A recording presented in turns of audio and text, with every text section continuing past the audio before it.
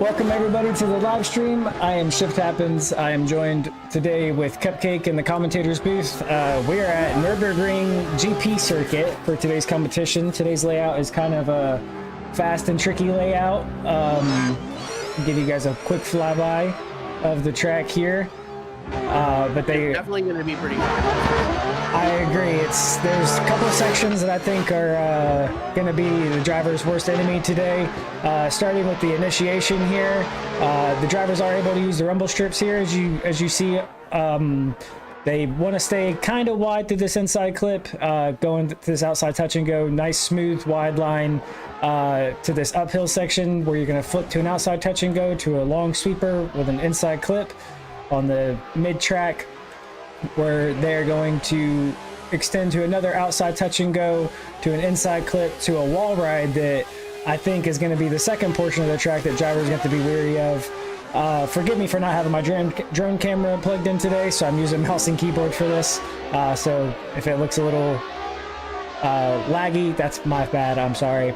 But they're going to come to this, yeah, they're going to come to this wall ride here, which is very, very tricky. It does angle up towards the end of it to where there is a kind of a natural slowdown by the arc of the corner to the final inside clip to outside touch and go across the line. And that is today's layout. And I'm looking forward to see what the drivers are able to do today. I don't know about myself, or about Cupcake. I can only speak for myself, but I'm very excited. Drivers have had more than a week of practice for this event. Usually we only allow 1 week, and in the instance for this event, we allowed a few weeks of practice. So it's at least 2, I believe. We had like about 2 weeks of practice, and even with the extra practice, we could definitely still see a lot of drivers still struggling. Parts of it. As soon as the comp starts, you'll start to see really where the struggle starts to happen. I agree.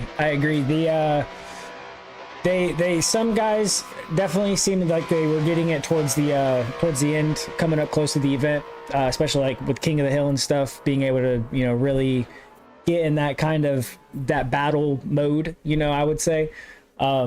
Oh, for sure. But King of the Hill definitely seemed like it did some work for the guys. So, but it looks like we're about to get our first battle up to the line here. We're gonna have Pegleg against Murf Terps. Pegleg, I believe, is in the S197. Only driver today to choose the S197. Murf Terps in the choice Supra. of cars RX-7 is really different too. Yeah, usually a lot of Supras and GT86s, and it's really not that way this round, which is nice. I agree. Usually we do see a lot of the same car, you know, from one event to another, and in this event, it seems as though there was a lot of the other cars picked that we normally wouldn't see picked. But here we go. We got Pegleg in the lead, Murf Terps in the chase. Pegleg in the RX-7, Murf Terps in the A80. So far, there. Yeah. So far though, not a bad way to start off our competition. I believe the only driver to choose the RX-7, Pegleg. Murf Terps wanted many to choose the A80 for today's event. But solid first run for the event today. Definitely could have seen the chase a little bit better and a little more on his door throughout the run, but it was nice to be able to see that, you know, proximity was kept within retrospect of like everything that was going on. Right. Oh, sorry for that, everybody. Gotta move this over here. I do apologize. So here you'll see all the drivers are starting to come back because we're trying to have everyone be on the same set of tires. There may be an issue where they can't do it due to not being able to drive back through the track, but hopefully we'll be able to get everyone to have that, where we can have them come back for their second run on the same set. I agree. We usually just have them reset, but for today's event, we wanted to see both runs on the same set of tires. So if you guys get sick of seeing them drive back, then we apologize for that. But on the second run, you'll get to see some replays. So. All right, Murf Terps out in the lead. Let's see what he can lay down compared to his chase run. Real good on his first inner zone. A little over on the white line. We were definitely talking about that in the drivers meeting. We were. Pegleg looking like I don't know what happened to Pegleg in the chase, to be honest with you. It looked like he just didn't quite angle up to the same as Murf Terps did, and kind of just T-boned Murf Terps. Yeah, it could have been a little too much, like not enough angle, and then, you know, just kind of gripped up and shot forward. But we'll see here in a little bit when the judges come and figure out what's going on. I agree. Sorry for starting the replay late on the second run there, everybody.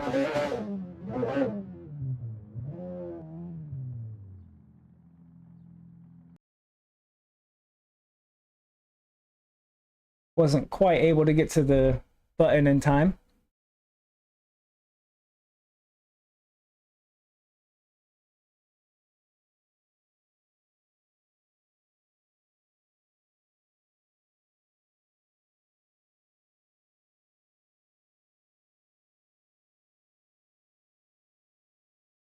Yeah, I don't know. It looks like the peg leg just might not have rotated to the same angle Murf Terps did.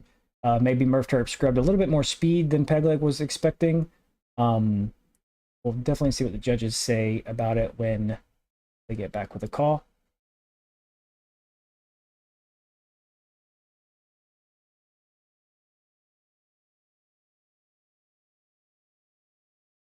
Well, the call already came in, and Murf Terps was the one that ended up getting the call. Sorry for missing it for everybody here. All right, I'm back. I apologize. No worries. Oh, trying to get locked on to... Just in case anyone's concerned, like, oh, we're judging from a different camera point of view, so the viewership doesn't get to see what the judges are seeing. That's not the case. All judges are viewing directly and judging directly off of the live stream. So what you see is what we see. All right, and here we go. Our second battle is off. We got Taran against May. Taran in the Genesis. I believe he's the only driver that chose the Genesis today. May, one of many to choose the E36. So far, though, Taran with a really solid lead run here. Nice and smooth. Very easy car to drive, the Genesis. Nice. Taran putting down an absolutely smooth lead there from Taran. Pretty good chase from May as well.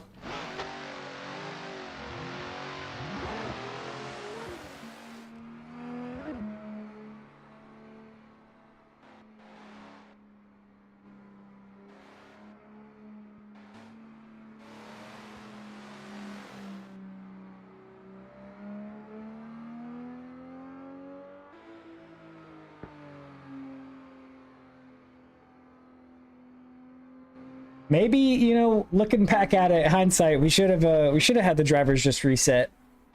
Being that, you know, when the replay runs, that's on the second one.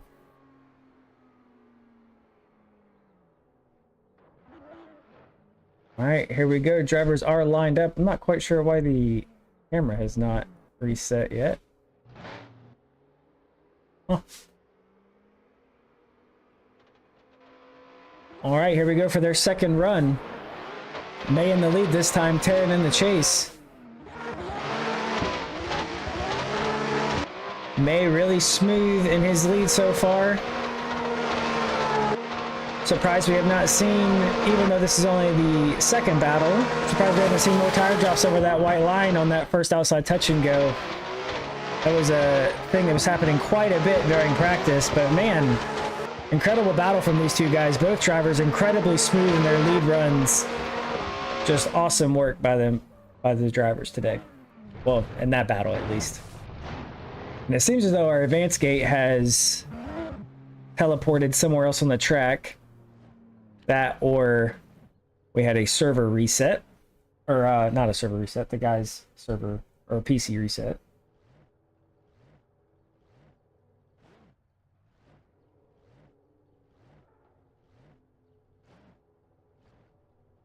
Not quite sure how we're going to get a call this time around.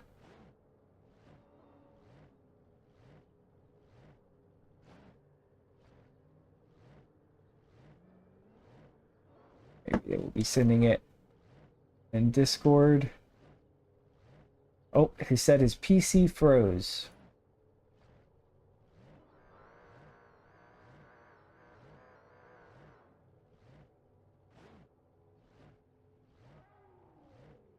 All right, well, having some technical difficulties here, everybody. I do apologize, but we are going to get it figured out here soon, hopefully.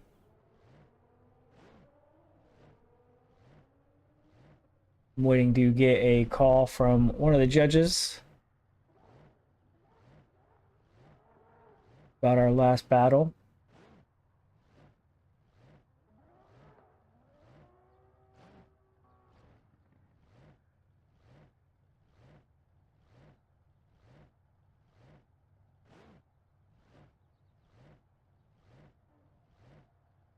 We'll go ahead and get the camera set up for our next battle.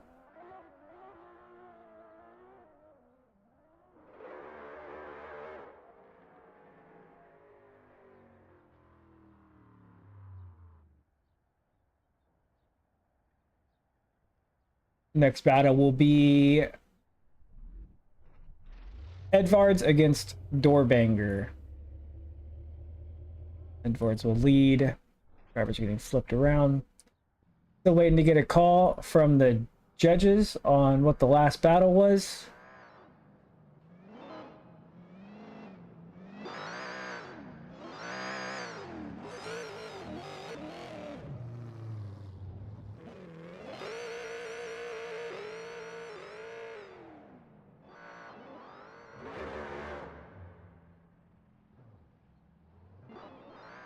We have decided to go with Taran on this one by a slight, very slight margin. All right, there you have it, guys. Darren is going to get the win. We're going to have our next battle come to the line. We got Edvards against Doorbanger.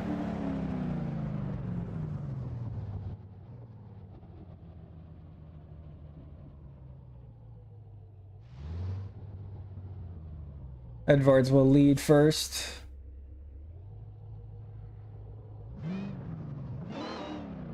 He keeps lining up at on the wrong side. I'm not sure if he is aware.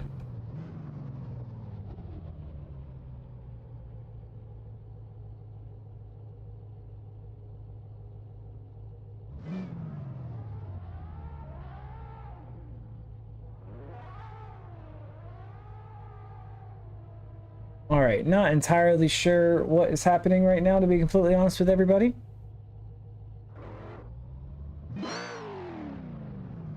I guess we are going to be running the battles. Oh, okay. There we go. I'm back. I apologize. Oh, no worries. Having some PC troubles? Yeah, just decided to die on me in the middle of the competition. Well, that's never good. But here we go. We got our next battle up. Edvards against Doorbanger. Sorry for all the troubles there. Edvards leading in the GT86, Doorbanger chasing in the S197. Surprisingly, not a lot of people picked the GT86. I think Edvards might be the only one that picked it for today's event. But very good car around this track. Yeah, it's Edvards. a solid vehicle, no matter which way you put it. It's almost kind of a weapon. It is. It's a very, very good car around most tracks, actually. Not just here.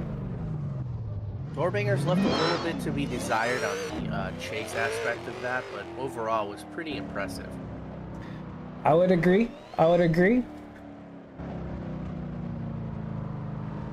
Edvards, though, pretty awesome lead from Edvards there. I know he kind of picked the GT86 last minute. He was testing a few different chassis right before the event started.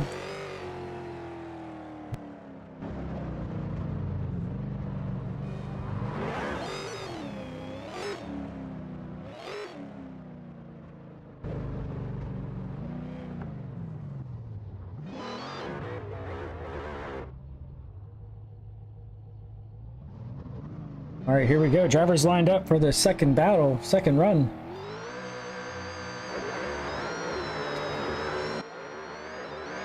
All right, Doorbanger out in front. Let's see what he can put down. Maybe Edvards can have a little bit better of a chase than Doorbanger did. Doorbanger, ooh, double over on that. Yeah, Doorbanger slightly wide on an outside touch and go. Okay, overall though, not looking too bad. A little shallow. Oh man, now that's what we're looking for. Nice, tight, right up against everyone's doors. That's what we're all here for. Yep, not a bad run from either one of these guys. Go ahead and get the replay thrown up here.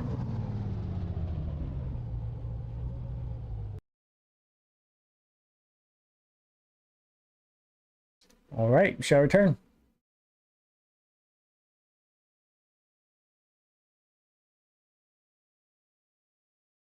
As you can see, Edvards looking like he might have had a slightly better chase than Doorbanger's. Also maybe a little bit better of a lead than Doorbanger as well. But overall, really solid runs from both these drivers. Nothing really to report home about. Both nice, clean, technical, fundamental runs. We are waiting for the advance gate to return to its location to have a call be given.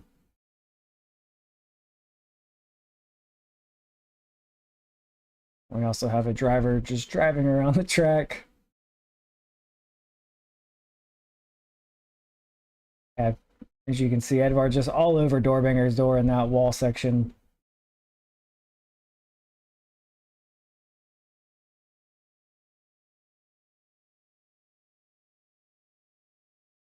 All right, we will wait for the advance gate to return its location and give us a call on what the judges choose.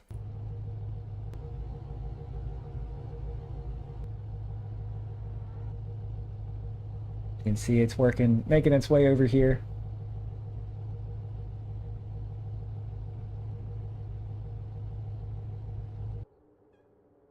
Oh. You apologize.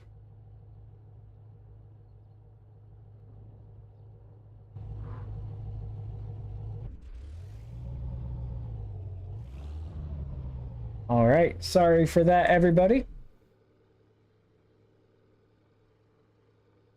Who will it be? It will be Edvards. Edvards will get the win and move on. Next battle will be Kogan against Sinks FX.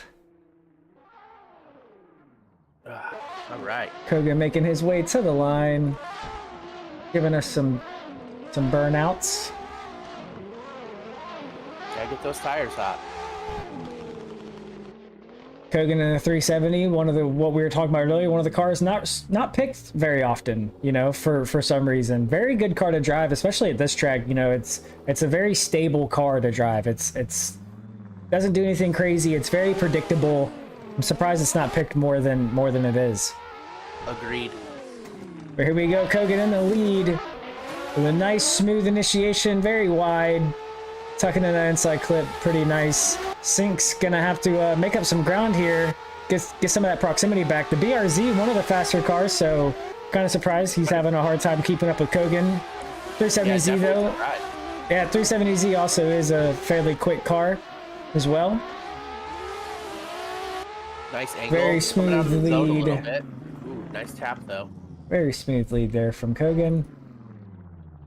Sinks could have done a little bit better in his chase run, I would say, but overall, not too bad. I hope they got insurance. My goodness, running into each other like that. Drivers ended up resetting back to pits, which is what we might end up just telling the drivers to do. I apologize. I'm getting over a cold. All good. All right, light goes green. Drivers are off. Sinks in the lead this time around. As long as Kogan makes a solid chase and stays on the door, he's gonna have a really hard. It's gonna be really hard for him not to be the winner out of this. I would have to agree with that. Kogan pretty much did most of his work on his first run by running away from Sinks, I would say. And he seems to be doing a pretty decent job. Wow, bumper to bumper transition there from Kogan. Keeping the action up. Not quite sure if who the contact was on. It seemed like there might have been some sort of latency issue going across the line. But we shall see. Agreed. We'll see what the replay says as we watch it back here, waiting for the judges to come back with a call.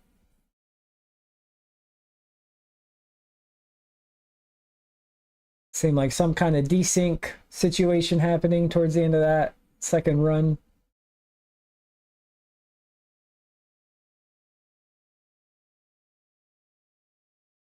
Yeah, maybe Sync's just slowing down a little bit too much. Not quite sure, but we'll wait and see what the judges have to say.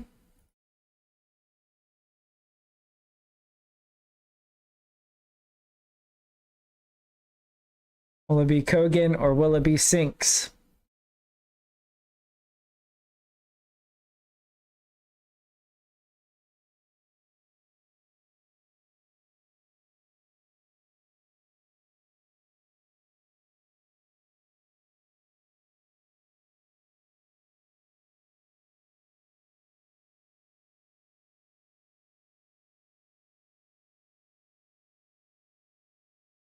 Still waiting on a call from the judges.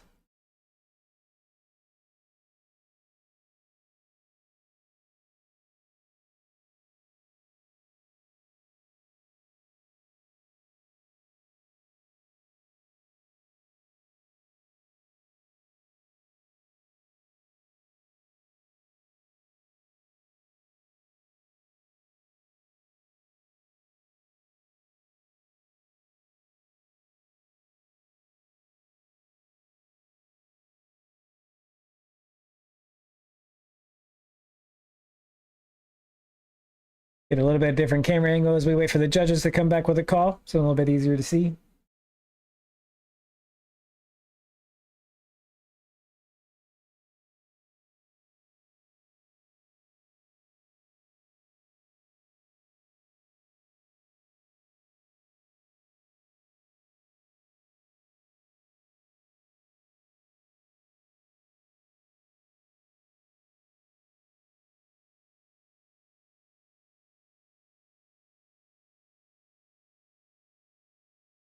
Man, judges really deliberated on that last battle.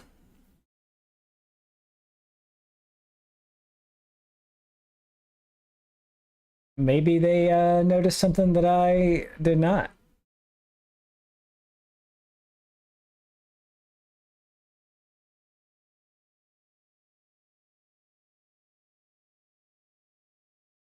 Unless we are having another PC issue here.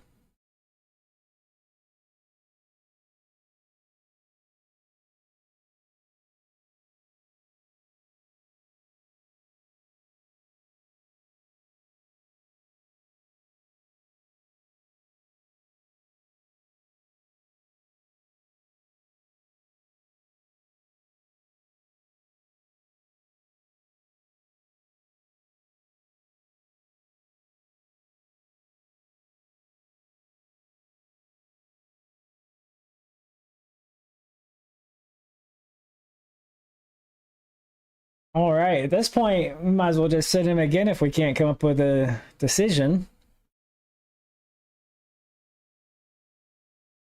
I'm not sure what's happening. I think we might be having some technical difficulties again. At the same time, I'm not sure because I can still hear the cars revving. So I don't know.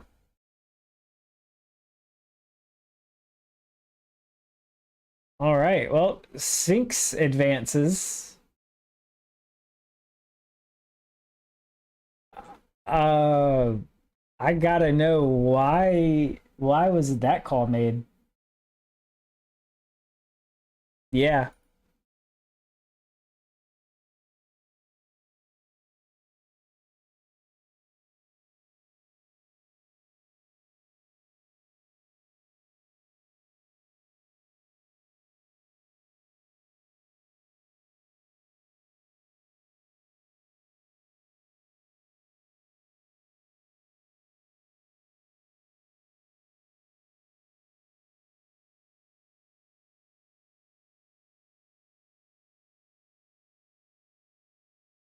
Well,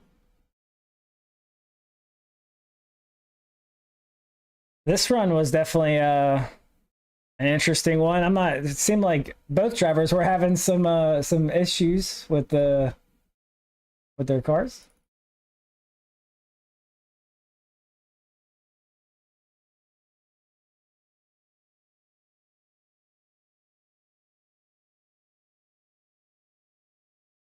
Yeah, him and his teammate both, Chandler. They both were laying down some pretty solid runs in King of the Hill and in practice.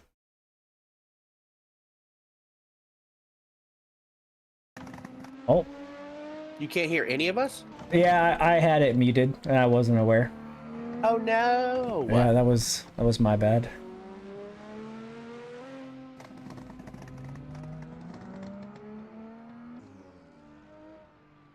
All right, driver's getting flipped around.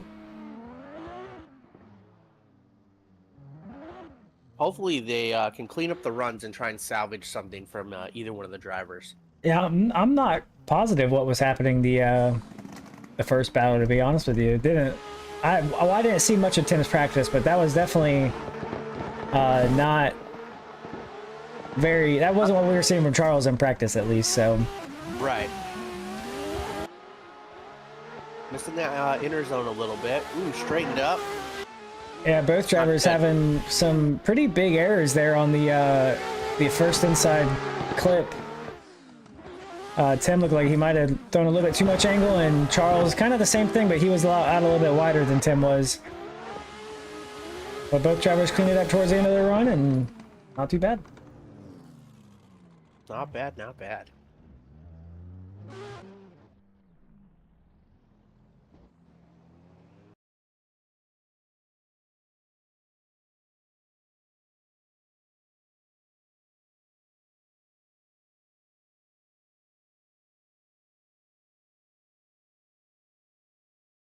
Yeah, it seemed as though the first run, the entries on each run was kind of opposite, it appeared.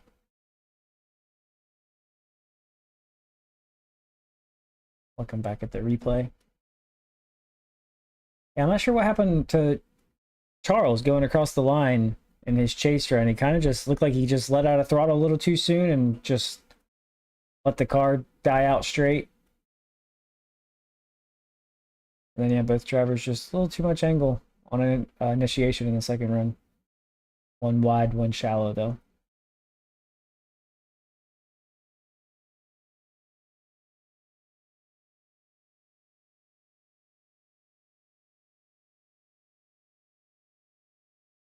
All right, we wait for the judges now to come back with a call.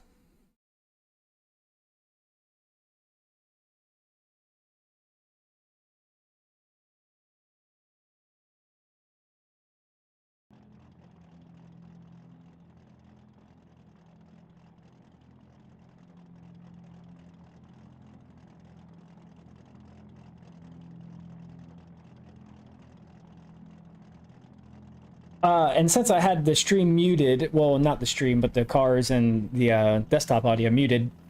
All right, there we have it. Tim gets the win.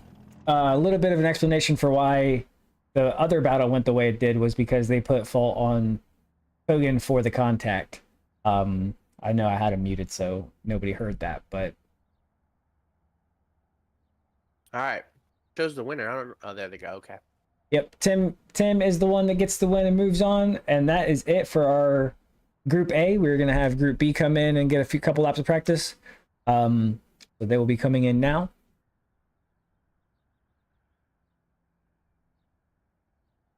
Already halfway through our first round. Yeah, it's kind of sucks it wasn't a full bracket today, but it is kind of nice to. Well, it is also Easter, so there's that. Exactly.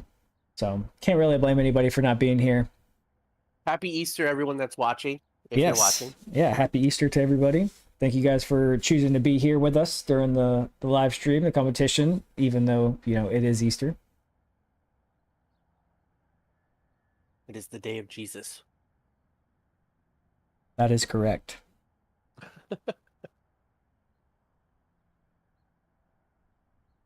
Yeah, I was actually pretty excited for this track to be part of the competition series that we're running, the pro car, street car, setup that we're doing this year. And it was really fun for this track to be on here. This was a fun track that we'd made. Yeah, I really enjoy this track. It's one of them ones that flows really good backwards and forwards, and we've had it made for quite a while now, and it's just something that we never really did anything with. It was just kind of always there, and we finally decided to go ahead and do some more work to it and make an event out of it. So we got a few more other tracks like that coming out this year that that we'll be closing out the season with, that are also like that. We kind of just had them in the background for forever and never really did anything with them. So we finally said, you know what, it's time to get these out to the public, let everybody enjoy them, and just have more tracks for people to drive. I don't know about you guys, but I find myself sometimes struggling to pick a track to drive because I've driven all of them so much. So we'll go ahead and watch some of these drivers get some practice laps in. S13 just very loud, very, very loud. Can't wait for the update to come so I can tone the volume of some of these cars down. That one definitely needs the volume toned down some. But Yes. It is my favorite car though. Yes, the S13, the Genesis, the Vet, they're all cars that need to be toned down for sure. Nick seems to be driving that car super well in practice and again right now. Yeah, I noticed that in King of the Hill. He was throwing down some really solid lines in King of the Hill. Now, I missed King of the Hill. Was King of the Hill at this track as well? Oh yeah, we did King of the Hill here, exactly how it is now. Just, you know, every time we do King of the Hill, it's always whatever track and car combination we're running. Just to kind of, it just helps drivers prepare a little bit more for the event, get a little bit of the nerves out, you know, just be in that battle kind of sense. If they would be in the competition. Excuse me, in the competition. You know, though. Oh yeah. Getting into that zone of like, it's time to battle is definitely not something that you think is a natural occurrence. And the jitters come and you get all in your head, and I've done it before. I'm sure plenty of other people that competitively drift or race come across that situation. Yeah, it definitely happens. I've only competed a few times, and no matter how prepared I was still nervous and jittery every time. So I don't think there's a way to, I mean, unless it's just like all you do, it's your life, you know, I don't see a way of getting rid of the jitters and the nervousness and stuff like that. Yeah, I definitely think that's the only way to really make it better, is to just consistently do it all the time so it becomes a new norm. Right. That is there's also, you know, we know a handful of guys that compete professionally on the sim, and you know, it's the same way for them. They still get nervous before their battles. Yeah, I feel like the longer you do this, the better you get, and the next thing you know, you're just at a level where you didn't think you'd ever be, so now you're just even more intense. Yeah. Yeah, it's crazy how good you can get, you know, when you really are able to sit down and focus on this a whole lot. It's crazy how much better of a driver you actually become, even in the sim. You know, you get very confident, and I don't know, I've heard it helps a lot. Yeah, you know, not to use this person as an example, but it is a good example of that, is JSI Mystified is now driving a real car, as well as still competing in VDC, and he's doing wonderful in his real car.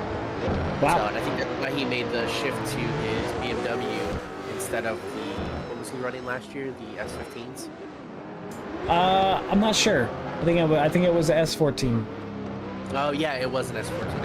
I apologize on that. Yes, but yeah, he switched to an E36 because he bought an E36 to drive in real life. Nice. Well, that's awesome. Yeah, there's lots of people that it makes a difference. I mean, it shows. It's all over the internet, obviously, and it's not even just drifting; it's racing as well.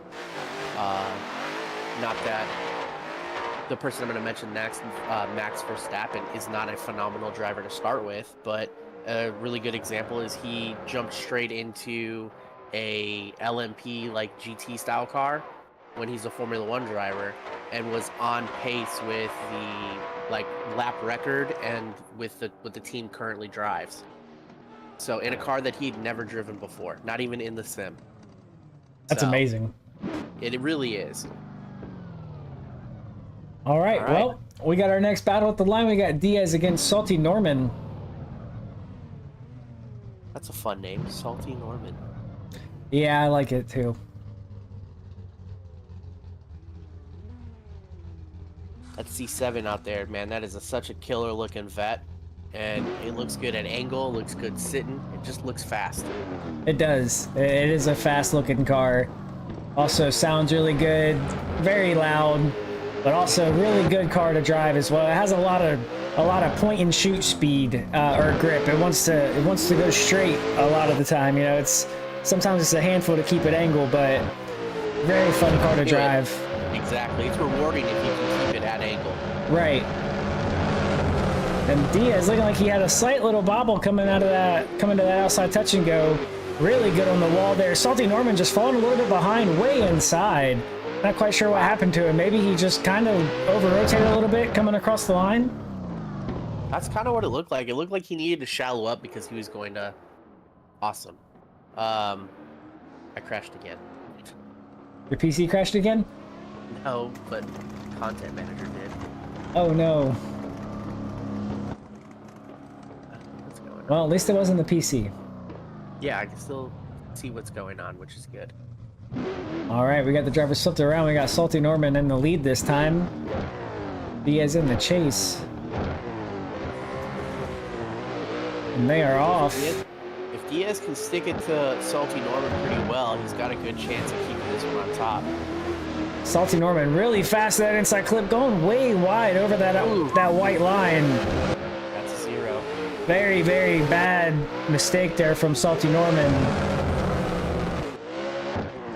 Ultimately, oh, and then just collecting the wall, going a little bit too fast into the wall ride. Very, very unfortunate for Salty Norman. That was a good show up. Let me try and get back in there. I apologize. No worries.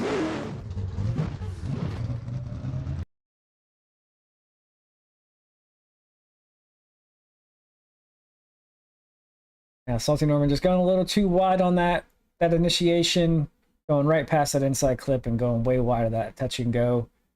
Yeah, doing a really good job getting back online though. Diaz tucking back in the pocket pretty nicely as well. And then as you see here, just a little too fast going into that wall. Something we thought we'd see a lot more of today, so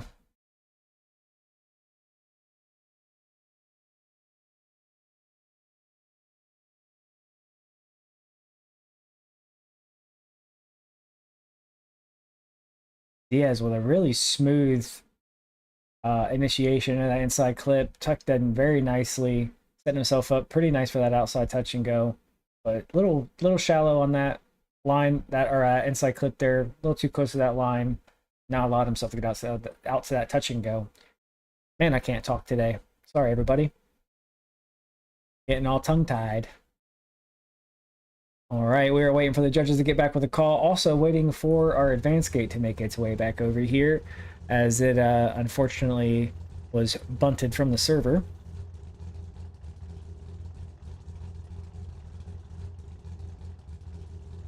But I do believe the judges are still deciding on a call as well. Cupcake, one of the ones in chat, or the gentleman in chat with me today commentating, he is also playing the role of a judge, so he's been back and forth. He's still over there in that chat with them though, so makes me believe they're still coming up with a call. Maybe. Nope, there we have it. Diaz gets the win. And he will move on. Sorry for all the technical difficulties, everybody. We do apologize for that, but this is the virtual world after all. It does happen. There unfortunately is no way around it. We all can't have the best PCs in the world and everything, so maybe one day we'll all be top class PC, or I'll have top class PCs. But all right, our next battle coming to the line, it's going to be Mr. Ferrari against Zaza Drifts. Mr. Ferrari will lead first. Mr. Ferrari in the A80. Zaza Drifts in the C7. All right. All right, here we go. The light goes green. Drivers are off. Mr. Ferrari, a new competitor here at ADL, first time in competition. It's a good car though. The Supra is a phenomenal ride.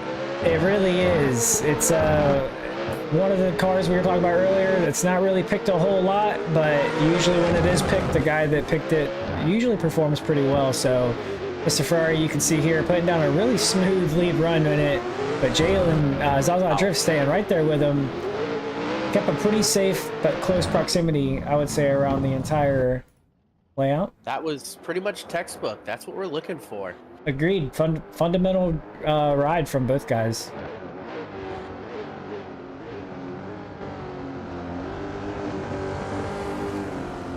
drivers choosing to reset back to pits.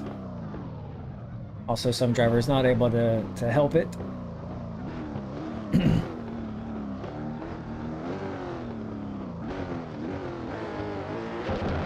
All right, here we go. Corvette out there getting a good initiation in. Right there. Oh, slight little wobble there from Zaza. Oh, no. Looked like he was about to check up and just kind of had to force himself back at angle. Mr. Ferrari just tucking himself on the door and not going anywhere, just staying right there with him. Wow. Really good chase for Mr. Ferrari so far. Let's see if he can put it to his door across the line. He does. Mr. Ferrari's really putting a clinic on today. He is. He first time driving with us and doing a really great job.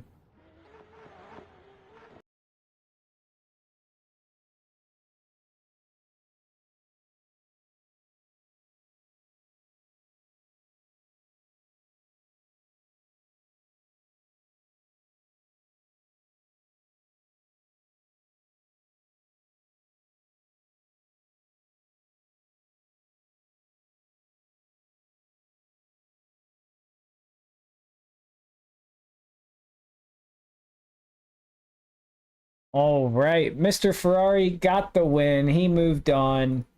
Replay was still playing when we got the call, so I do apologize for that, but it happens. All right, we're going to have our next battle lineup. We got Extra against E92 Nick.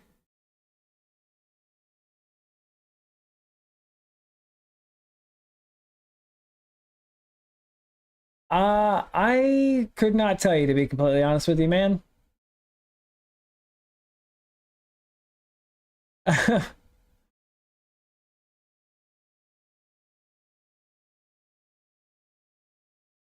All right, we got Extra coming to the line. Going against Nick. You did. Jeez. All right. Got the guys pulled right up. Let's see what everyone can do. All right, we are off. Extra in the lead, the GT86, Nick in the chase in the S13. Extra with a little bit of a mistake there. Not quite staying at angle, going out wide.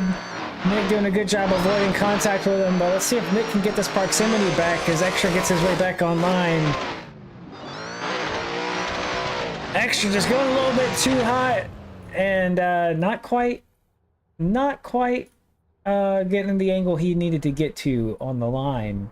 Or on the wall, I'm sorry. Looked like he needed to check up a little bit more than he did, and pull and add a little more angle towards the back end of that increasing radius corner there. Yeah. Yep.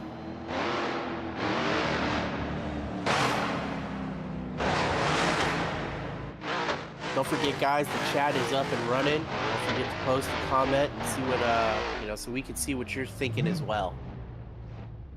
Yes, sir. Please do. All right. Flipped him around. Let's see what Nick can do in the lead. All right, they are off. Nick out here is a really good initiative. Nice and solid. Right on the line where we want to be. Looking good coming into the outer too. Yeah, Nick putting down a really solid lead line here so far. Absolutely just fundamental, incredibly smooth. Oh, as I say that, making a slight little wobble there. Oh, Extra getting a little bit of a bump. Ah, man. Ooh. Kind of an interesting coincidence there where the drivers made contact, because Nick was definitely slowing down, not quite on the line or angle he needed to be at, and Extra just kind of bumping bumping into him. So kind of an interesting turn of events. Yeah, I would say, but we'll see what the judges say when they get back with a call. I did not record the second run because the first one was kind of botched, so I do apologize. Extra wanted extra sauce. I would agree. I would agree. Blower is insane, Cody. And there we have it. Nick's gonna get the win. He will move on. And then our last battle. Our last battle for round one will be Zyro against Ryland. We'll get them to the line.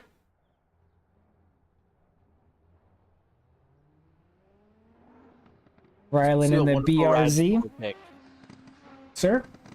I was saying, let's see what lovely rides they picked for today's competition. Yeah, we got Ryland in the BRZ, and we got Zyro in the A80 Supra in a red livery. I've never seen... That's kind of odd. I've never seen the Supra red before. Yeah, that's... Huh, all right. That's interesting. I like it. Yeah, I mean, it doesn't look bad at all, but that's... Huh. All right, then. All right, here we go. Drivers are ready at the line. And the light extinguishes. And they are off. Zyro in the lead. And probably arguably the most popular car choice of today, the Supra. And just big mistake there from Zyro. Not quite sure what happened to him. We're going to lock on to Ryland here as he finishes out his run. And Zyro just shut it down. Not quite sure what happened. Maybe he had a problem with his rig. That is something that does happen from time to time in competition. So that is what it looked like. Maybe a wheel coming unmounted or a handbrake falling off the desk or something. I know what happened. He broke a tie rod as in entry, and that's what it was. Oh, is that it? Yeah, it's definitely it.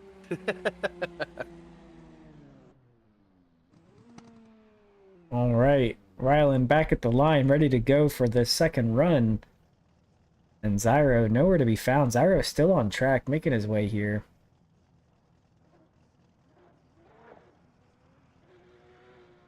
I guess he didn't get the memo.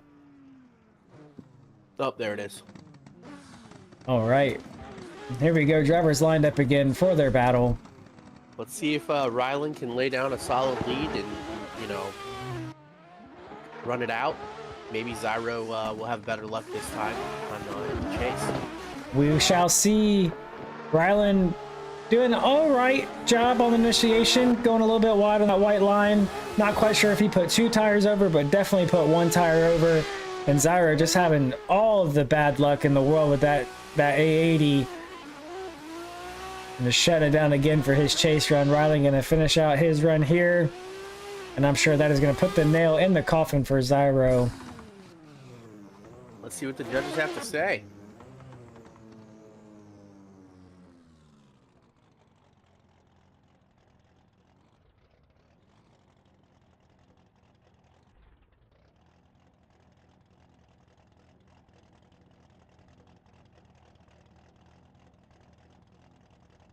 Zyro not able to bring his car over for the call, but I think it's gonna be going to Ryland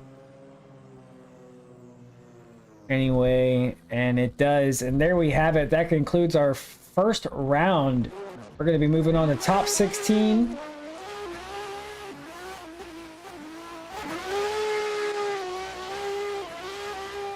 So just a little heads up, like, you know, if both competitors were to be able to finish the run, it would have been a one more time. But due to the shutdown on both runs with the Supra, we had to go ahead and give it to Ryland. Yeah. Yes. Zyro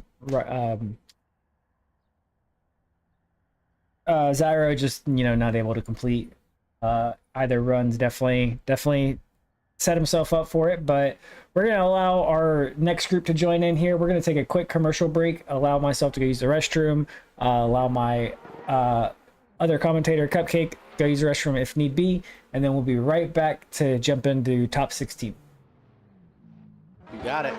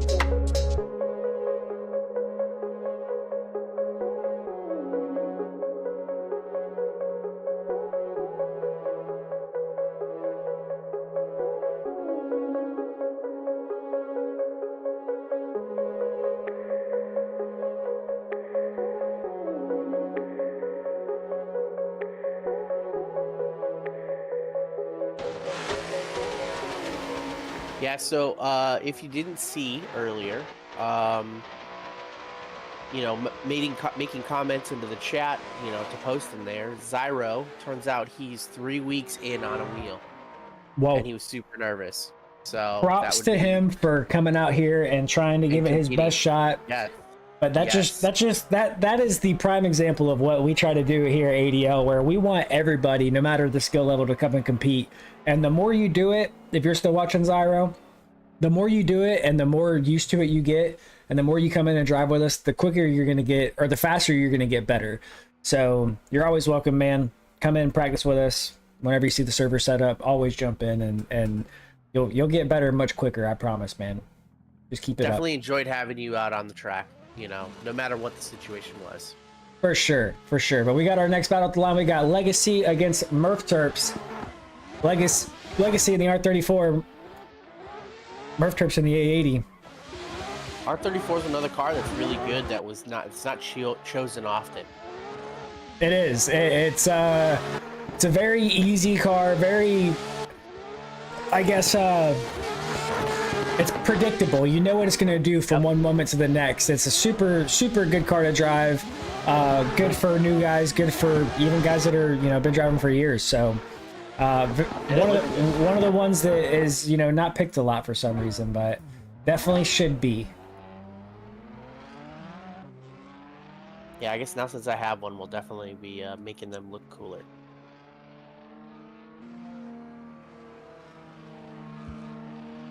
Yep, this is just the event of all the cars that aren't picked a lot. The A80, I think, was only picked a handful of times before this event, and look, yep. It was picked a handful of times in this event. Yeah. I'd say the A80 and the GT86 were the most picked cars in this event, when it's usually not that way. Usually it's the GT86 and the Mustang is really common and really popular. Yeah, usually it's E36, 180. Yep. That's really the two most popular ones. Excuse me. All right, well, they're flipped around. We'll let them get situated here.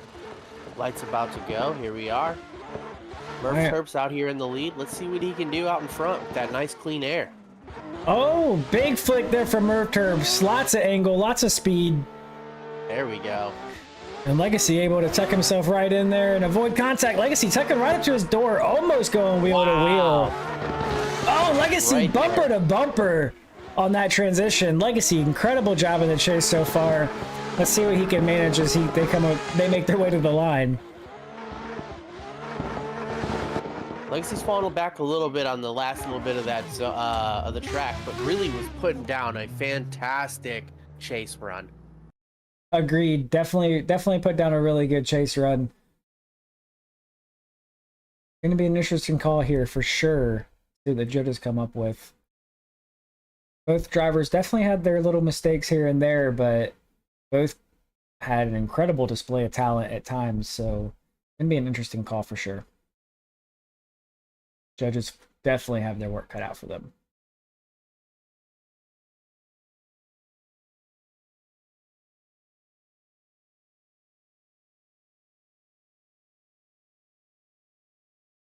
Murf just going super big angle, super wide. That first inside clip as well. Unfortunate he went wide because that would have been a beautiful initiation had he been able to piece everything together.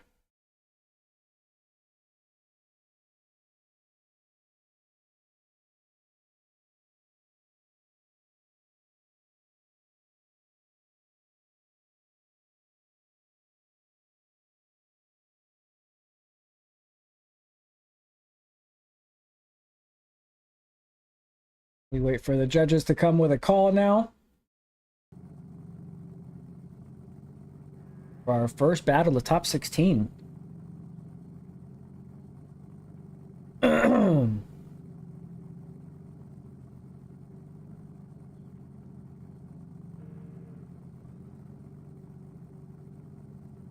Definitely going to be a tough one to call. This is times where I'm glad I'm not a judge. Definitely a tricky one because, like I said, both had their little mistakes here and there. Neither one was perfect, so it makes it hard to pick, especially when they had kind of different errors. You got to kind of weigh which one is the bigger error.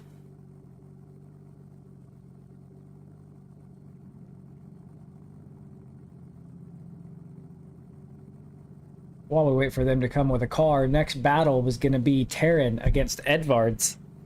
Should be a really good battle. Taran looking pretty locked in from his first battle in that Genesis, and Edvards, same thing with him in that GTA 6, looking pretty locked in, so gonna be a really good battle, I think, on our hands next up.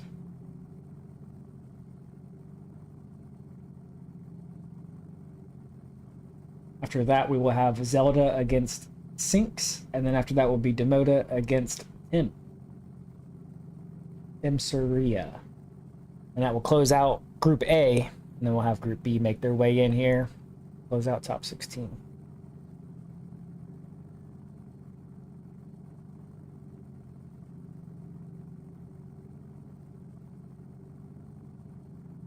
Honestly, wouldn't be surprised to see a one more time on this call here.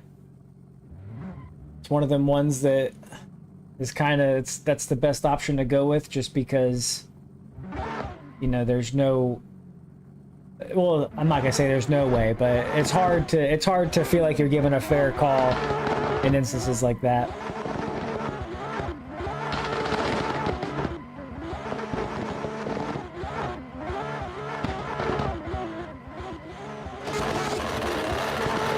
Oh, and there we have it. We do in fact have a one more time. First one more time of the day, and I'm not upset about it at all. First one more time of the event. Yes, sir. A lot of deliberation between that. You know, not all the runs weren't both perfect, but you know,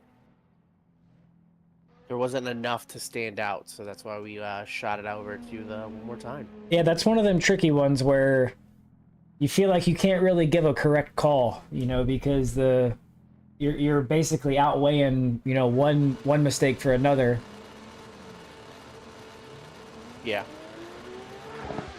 All right, here we go. Drivers are off again for their OMT battle. Legacy with a really good initiation, barely going over on that white line, just barely put one tire over. Definitely will be a slight deduction for him. But what an incredible lead run here so far from Legacy. Oh, and then going into the wall. Both drivers going into the wall. Not quite sure what the reasoning for it was. Legacy, or Kinetic, looking like he just entered in a little bit too hot. And Murf Terps followed suit.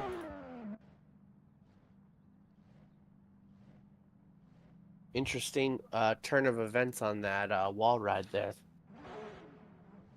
Yeah, Legacy, Kinetic Legacy was laying down a pretty, I would say, I mean, amazing lead run there.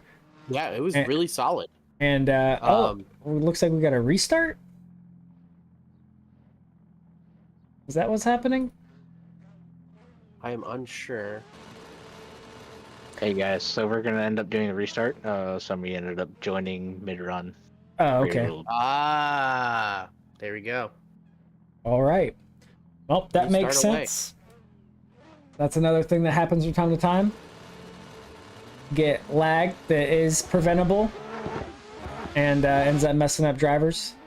Usually when the lag is, you know, something that's not necessarily caused by any specific person and just a bad connection, usually we can't really do anything about that, but Murf Terps put it right into his door. yeah, got a little bit too aggressive there on initiation, and kind of both drivers just kind of shut it down. Well, no need to finish it off. You know, it's pretty straightforward. Who was at fault on that one? Unfortunately, Right. That's one of the that's a stressful situation too, because Ace one, that's a stressful situation because you practice so long all week, you know, for this, in this case, you know, for this event, maybe even a couple weeks, and you know, have something like that happen to you. So, and Murf Terp's just going full send on this next run here, knowing that he has nothing left to lose. Just absolutely going full bore on this run and letting that 2J sing.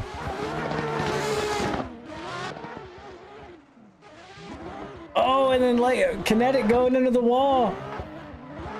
Oh, now if got a Murf pretty big hit too. yeah, now if Murf Terps wouldn't have, you know, threw a backy on his first run or on this run, it kind of makes you think what would have happened.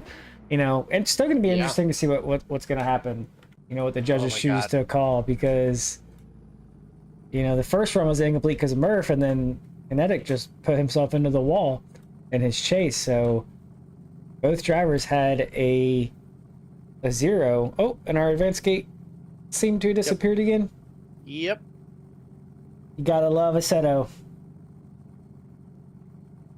Assetto is king.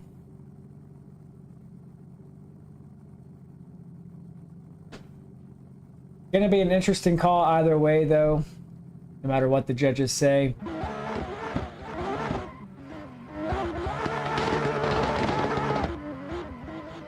I think, however, though, Murf Terps throwing a backy on his lead run is gonna be a 0 for him. I do believe, I'm not sure, I don't even think we specified it in the driver's meeting. The backy wasn't something that was covered, so we'll see. We'll see what the judges say.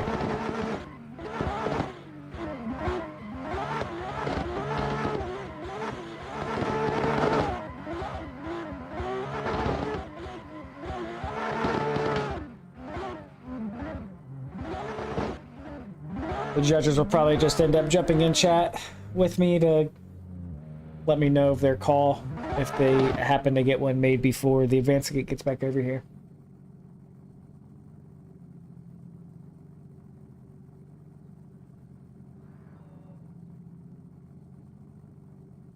Or we're gonna wait for the advance gate to make its way back over here.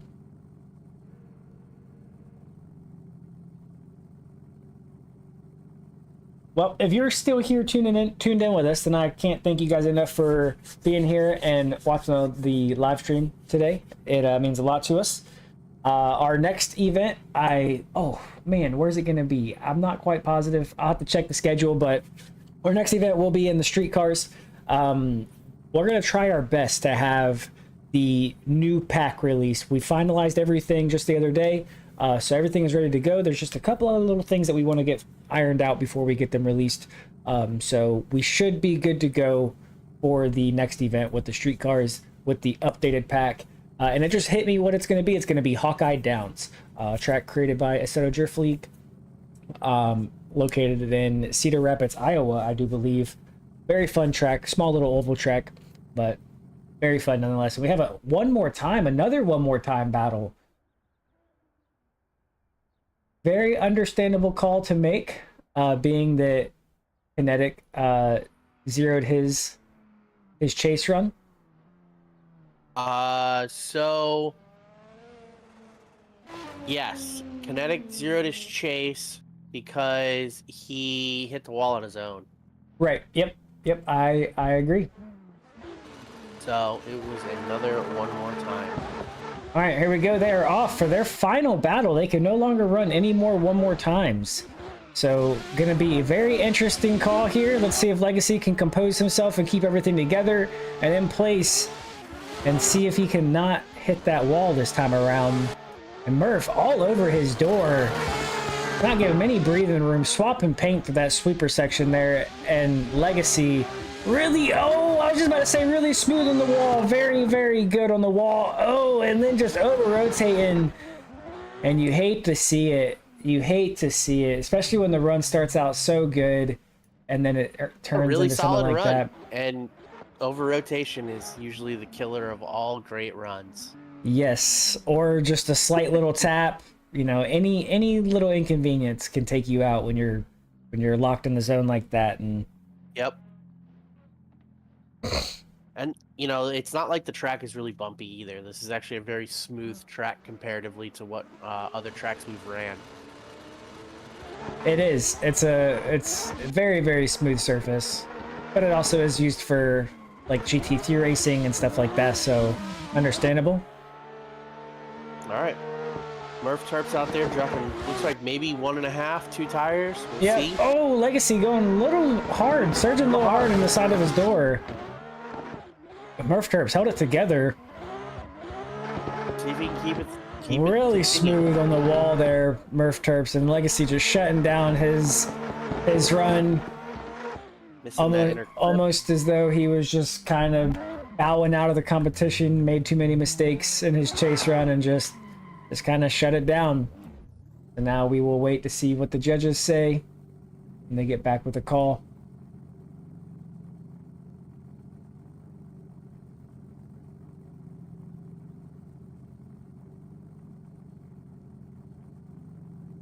Definitely a hard-fought battle between these two guys, though, and there you see Murf Terps is going to take the win, walk away with a W after a very long battle.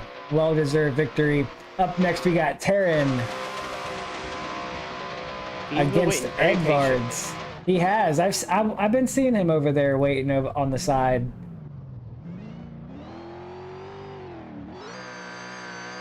Let's see what Taran can do. He had a really solid run in top 32, so let's see how he does in top 16. Yes, he in fact did. He was very smooth in his runs earlier. As you see, going a little wide there on that first inside clip. Edvards did a really good job avoiding contact, but also maintaining his drift, which is something you don't see very often from drivers. Usually when they got to check up like that, you'll see him straighten up. So huge props to Edvards for keeping his drift, having to go that slow. And Taran just looking like he's really struggling this lap. Definitely struggled at the beginning of that. Definitely cleaned it up a little bit better. Wasn't able to just do what he had to do, unfortunately.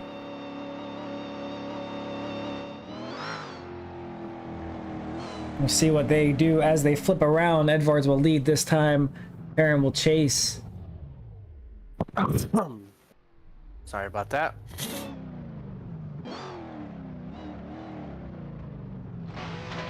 All right, they're flipped, ready to rock and roll. Let's send it. Edvards out there with a really clean initiation, keeping it nice and tidy.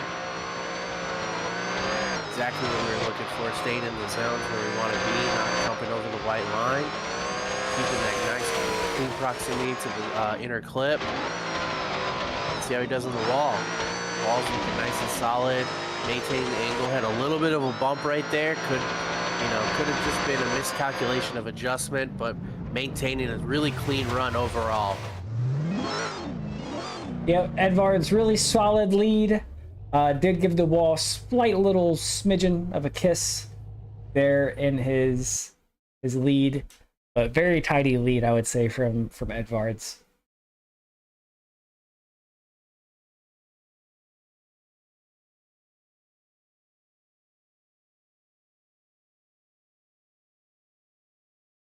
Darren with lots of angle going and entering into that wall. He almost threw a backy going into that wall there. All right, as we wait for the judges to come with a call. Our next battle will be Zelda against Zinx FX. All right, there we have it. Edvards gets the win.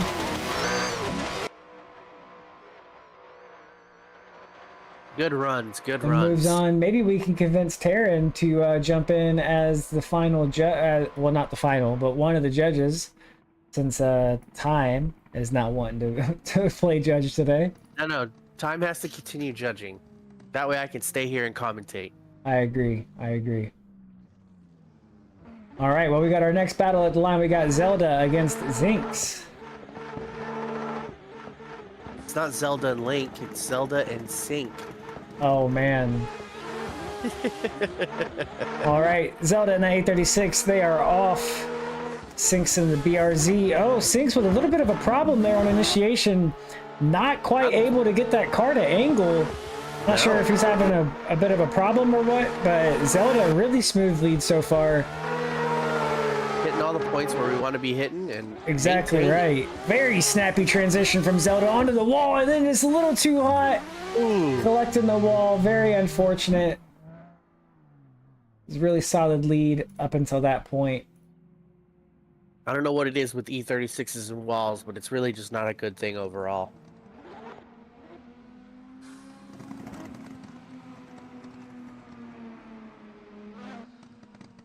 All right. Drivers are flipped around.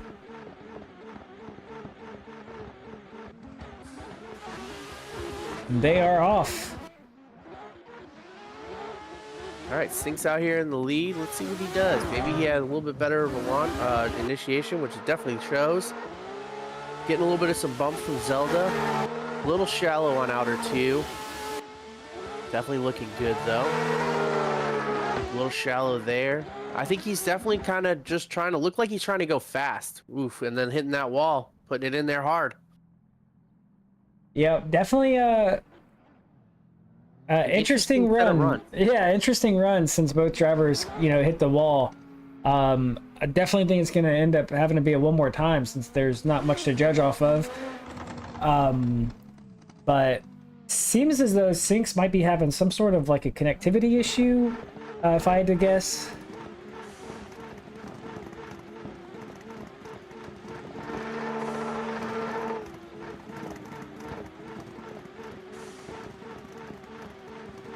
All right, not sure what's going on. I think they're just not positive what's happening. The drivers just lined it back up.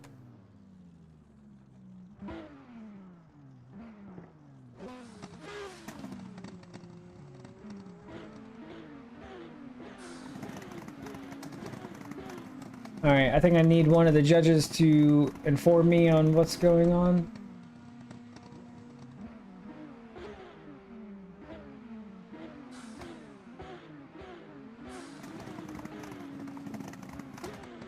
One more time. I'm sure nobody can see that because they're not down here by us, but All right, here we go. Drivers are off. They had a one more time. Zelda in the lead again in the E36. Syncs in the chase. Syncs a little bit of a contact big there. pop. Big hit, big hit.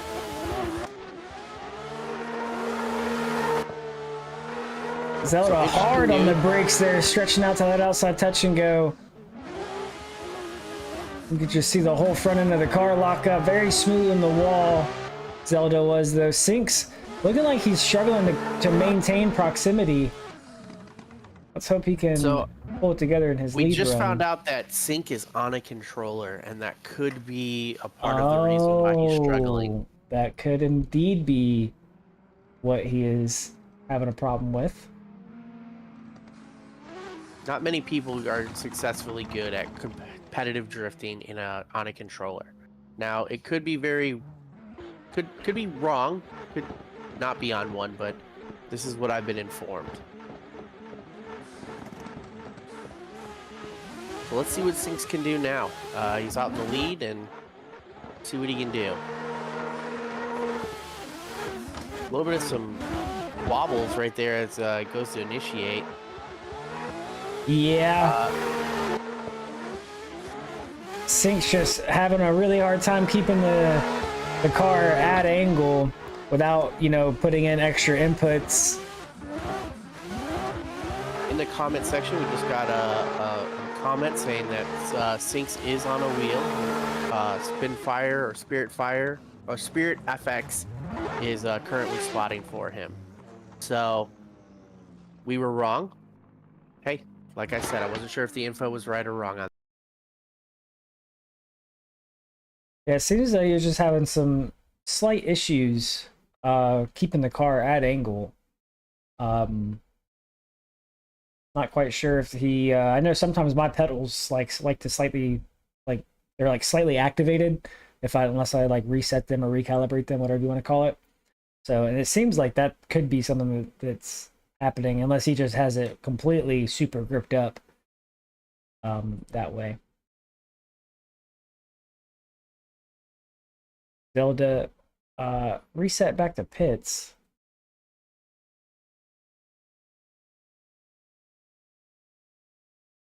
Either that or just completely left the server.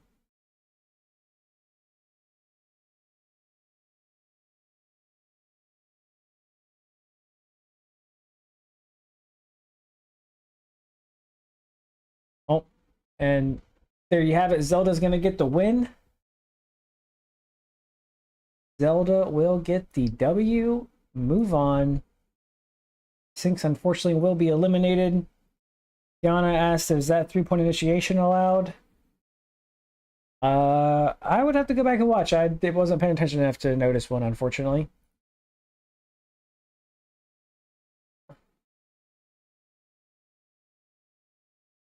Oh. Yeah, absolutely. All right, here we go. We got our next battle of the line. We got Damod against Tim Sire. Damod rocking that E36 as always. Tim in that A80. Still earlier from first round. Damod going a little wide there. Not quite 2 tires, but definitely 1 tire fully over the line.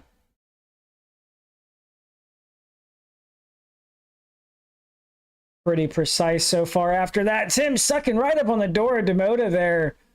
Incredible surge without making contact on Tim's end. Damod nice and smooth, finishing out his lead run.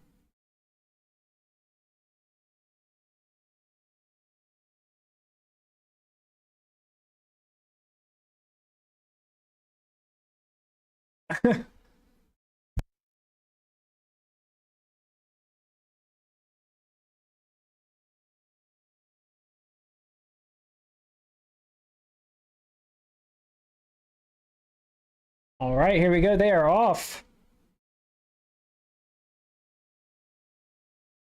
Tim.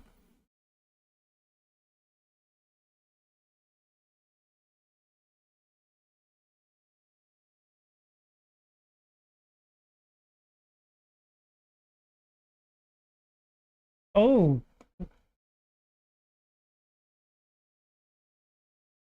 Looks as though Tim might be on controller, yeah, controller as well. The front wheel is mighty wobbly on that A80 Supra there. Almost as if he's putting in really fast inputs with a controller.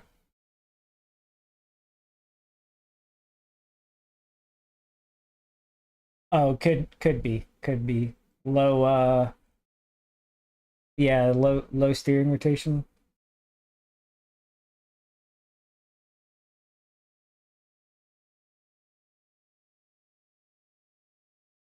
I'm not quite sure what happened to Tim there on the second run, going to inside clip. I'm not sure if it was error made by himself, or he kind of just like washed out, or if maybe Damod slightly bumped him. All right, there we have it. Call has already come back. Damod is going to get the win and move on. So the error from Tim was purely on Tim. All Tim's fault. So Damod will get the win and move on.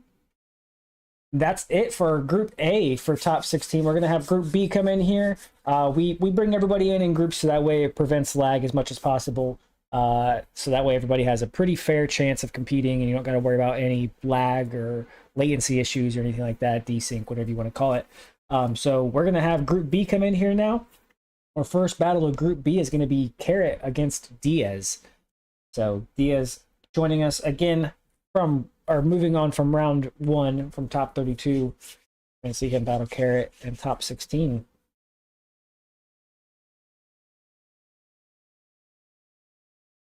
You know, it would be ironic if he didn't.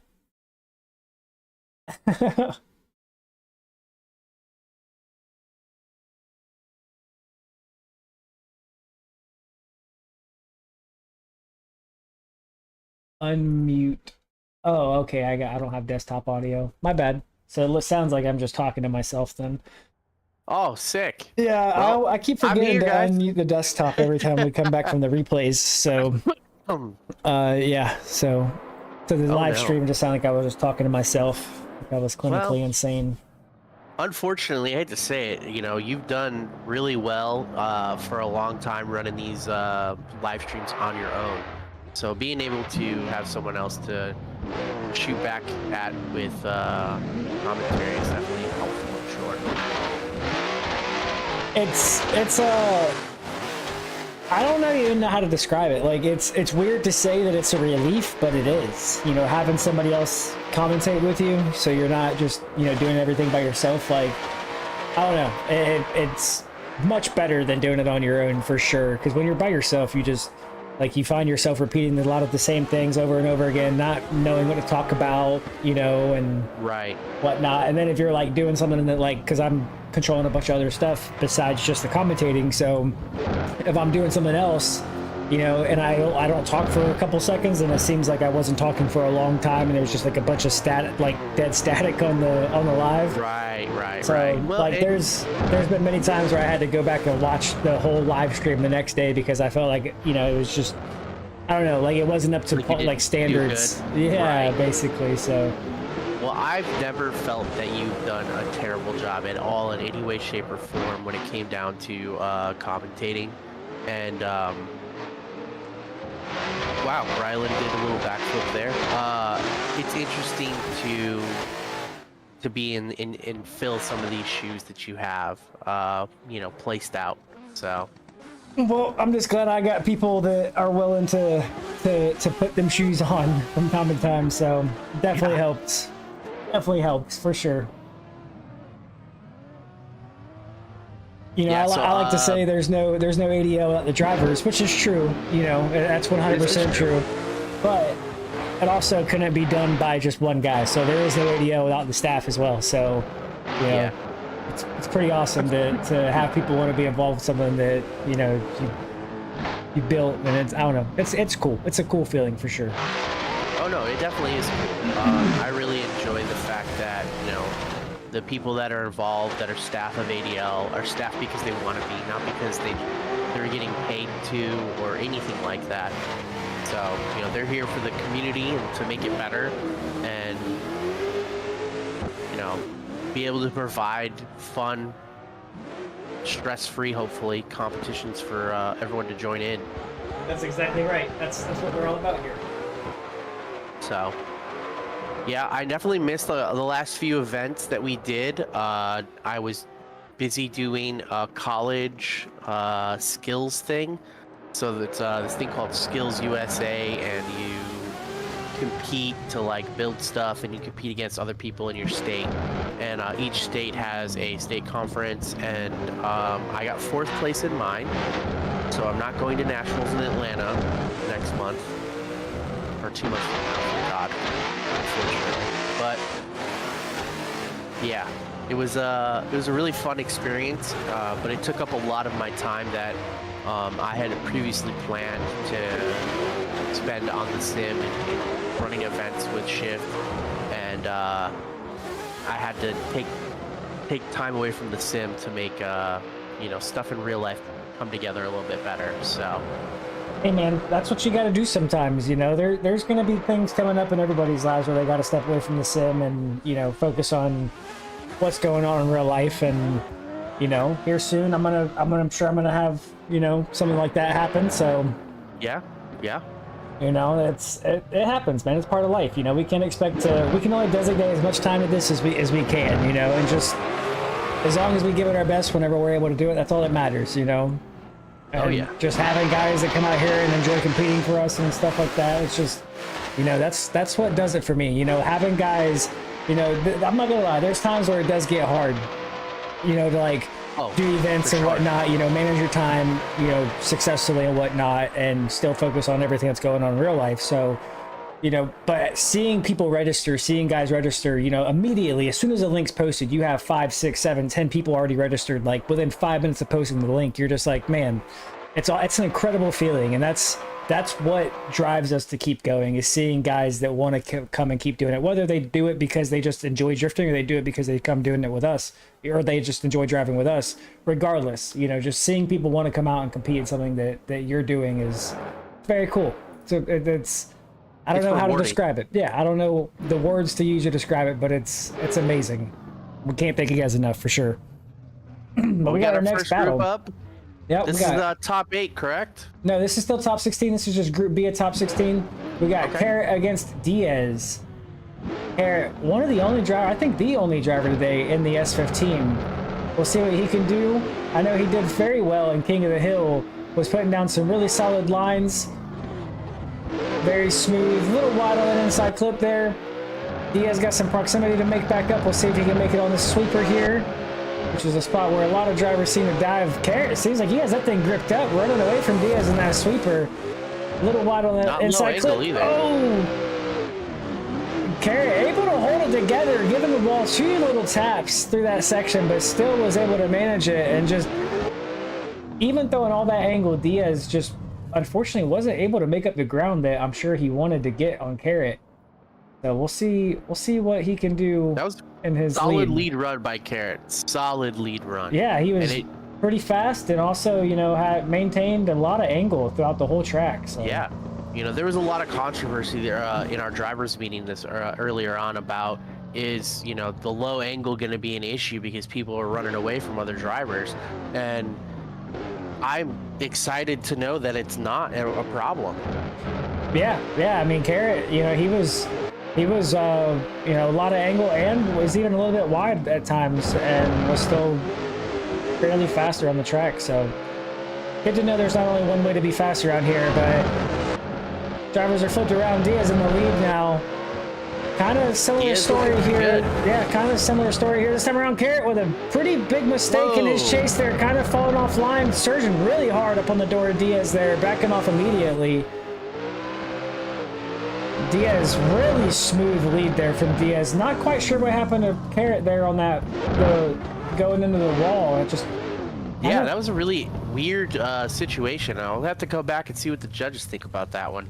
Yeah, pretty awkward little wobble there from Carrot. Not quite sure what happened, but we'll see here as the replay plays through. See if maybe we can get an idea, maybe. Yeah, looks like maybe he just washed out a little bit too much. Didn't quite transition when he wanted to, extended the drift a little bit too far. Or maybe just couldn't get the car to transition when he wanted to. Very unfortunate there for Carrot. We'll see what the judges say still when they come through with a call. Both drivers definitely had their fair share of little small errors here and there. Carrot also having the 2 slight wall taps in his lead run and being wide on a couple clips and inside clips. So be an interesting call.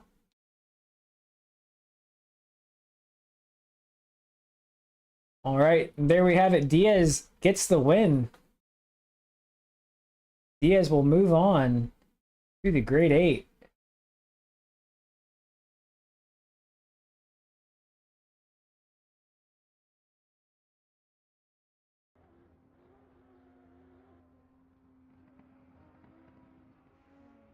You said the call was made much earlier? Yeah, so I guess when he jumped all into the judges chat, and they instantly said Diaz, and I didn't hear him when they said it. So I was going through and rerunning everything and double checking to see if there's any issues, and yeah. Diaz got the win. Oh, yep, Diaz moves on. He gets the win, moves on to grade 8. But here we have Chandler Crawford in the BRZ against Mr. Ferrari. Chandler Crawford, one of the first drivers to take advantage of the personal skin submission, which is something we're going to be allowing here at ADL now. Starting next round, we are officially allowing personal skins on our car packs. So only catch to it is you have to assign the skin yourself with Skin Companion inside the server. So very simple to do, not hard at all to set up and take care of.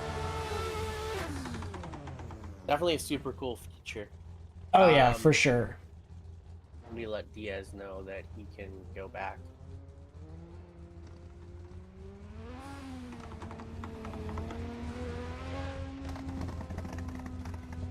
All right, we need to, yep, there we go. There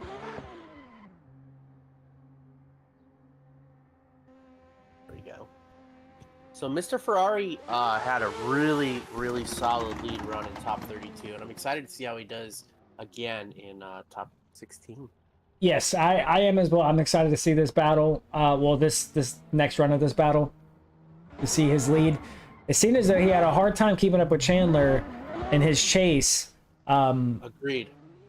Chandler, though, one of the drivers that doesn't really throw a whole lot of angle. You know, he's more about being fundamental and precise and putting the car where he needs to instead of being flashy and throwing lots of angles. So will be interesting to see how well he's able to chase. Oh, Mr. Ferrari, with a little small hiccup there. Looking like he was trying to get the car out of a stall and had about 3 or 4 clutch kicks right there, that inside clip. So great job from both drivers there. Mr. Ferrari able to get back in drift, and Chandler Crawford avoiding contact with him. And Chandler, really good job tucking into the pocket here on that wall and just keeping that safe but close proximity throughout the whole duration of the track. Solid runs.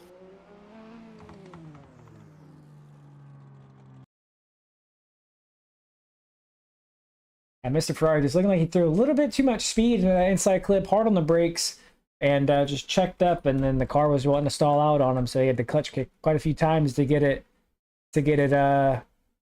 back up going again.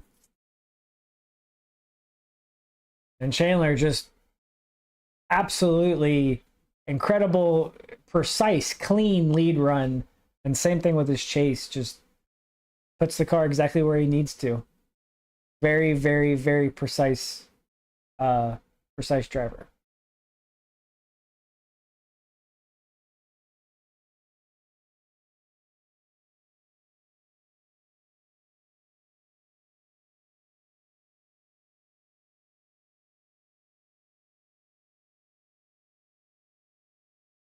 And Mr. Ferrari just not able to keep up with him, unfortunately, during his run. Mr. Ferrari gets the win.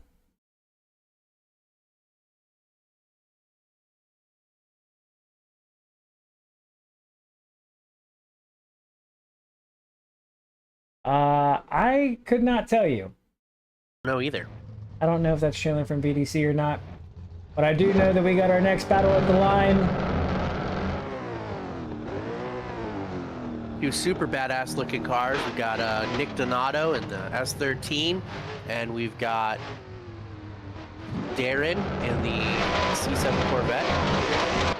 Yep, Nick in the lead, Darren in the chase. Nick really smooth initiation, very tidy, and then inside clip to outside touch and go, almost exactly what the judges were looking for. That S13 is just so loud. I feel like I gotta scream for everybody to hear me. Oh, Nick giving the wall a little bit of a kiss. And Darren doing his best to make up that proximity. Got a lot of ground to make up. Oh, Darren straightening up a little bit on that transition. That final transition got Darren choked up a little bit. Nick did a really good job, even though he hit that wall and that entering into the wall. You know, he did come out of the zone a little bit than what we were looking for, but still maintained the angle and the drift that he was running with initially. So, hey, yep. He definitely did his part in keeping that car at angle. Yes, Well, let's see what Darren can do with clean air in front of him.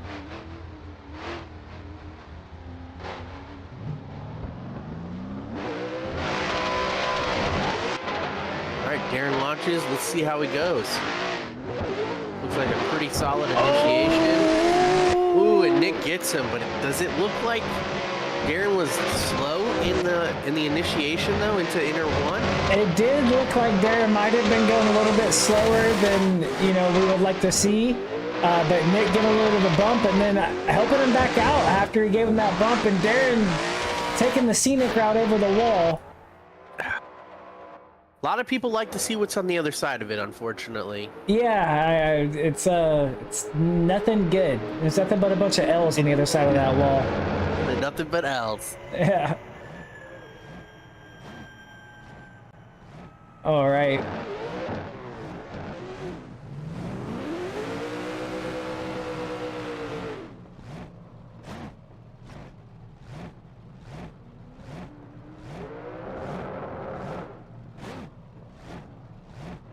All right. We wait for Darren to make his way over here for the judges to give us a call.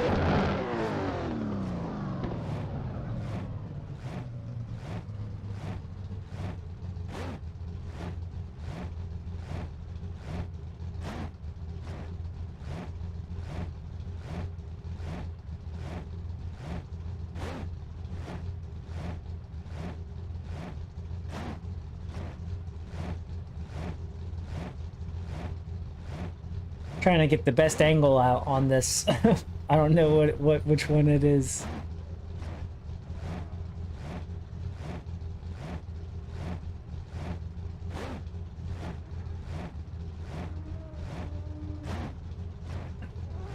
All right, well, I thought it was a pretty cut and dry call there for the judges, but maybe they are looking into something that might have gotten overlooked by myself.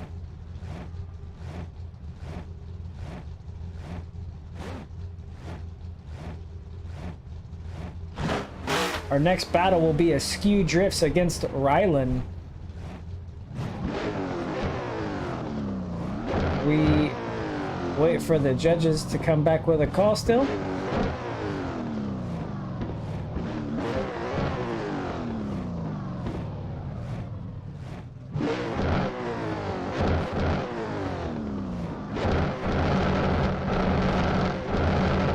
Man, judges must have really seen something that I didn't see.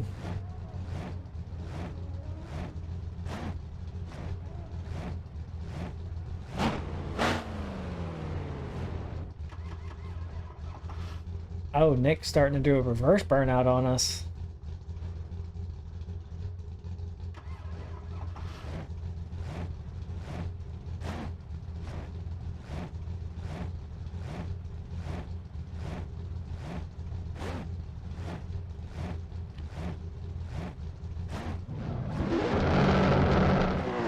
All right.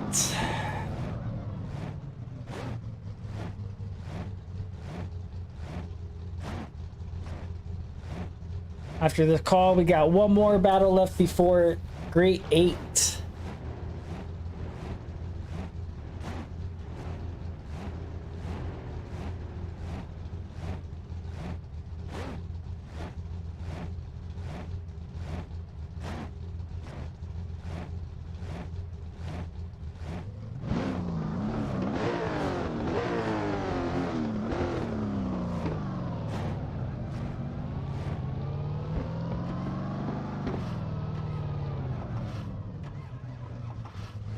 All right, there we have it. Nick moves on, gets the win.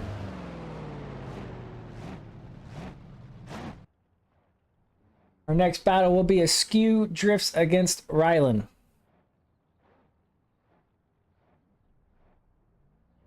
Yeah, Wall is definitely murdering for sure. It's doing its job. Wow. That was a lot of debate in that one. I want to be clear on that. That was not a cut and dry situation. All right, well, we got a Skew against Ryland up next. Skew in the lead in the S15, Ryland in the chase in the BRZ. The Skew coming into that inner clip nice and clean. Right where he needs to be against the line. Going on the outer zone. Coming real nice and tight. That's looking nice and tidy. Not super shallow either on angle. Could have been a little deeper against the wall, but definitely clean nonetheless. Oh, and then a big mistake there from Askew going across the line. Looking like he was going to send it way out wide and was able to slow down enough to where he was able to stay on track, but left nowhere for Ryland to go, unfortunately. That's the hardest part, is trying to make sure that, you know, you're staying online and keeping up speed. It's so difficult in that very end section. It is. That's the thing I like most about this track, is it's difficult. Doesn't look difficult, but it's difficult from start to finish. Even that last inside clip, the touch and go, where you would think that it would be easy. It's not. Like, that last transition can be very tricky. Askew all over job. the door. Yeah, Wow. Ryland putting down an amazing lead line here, but Askew was all over him there for a while, but Askew giving him a little bit of a bump there. Pushing Ryland out in that way.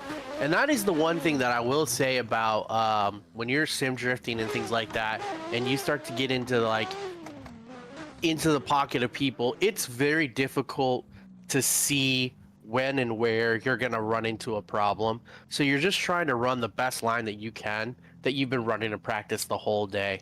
Yep. And then, you know, when it comes time for a comp too, you know, everybody drives differently. No two people drive the same. So you're not only are you trying to drive the car the way you drive the car, but you're also trying to adapt to the way somebody else drives the car, like their driving style. So Yeah. it's in comps, it's especially when you're going one after another, where everybody, like I said, no two people drive the same really. It can be it's a challenging experience. Exactly. Let me see what they're saying over there. I'll be right back. All right.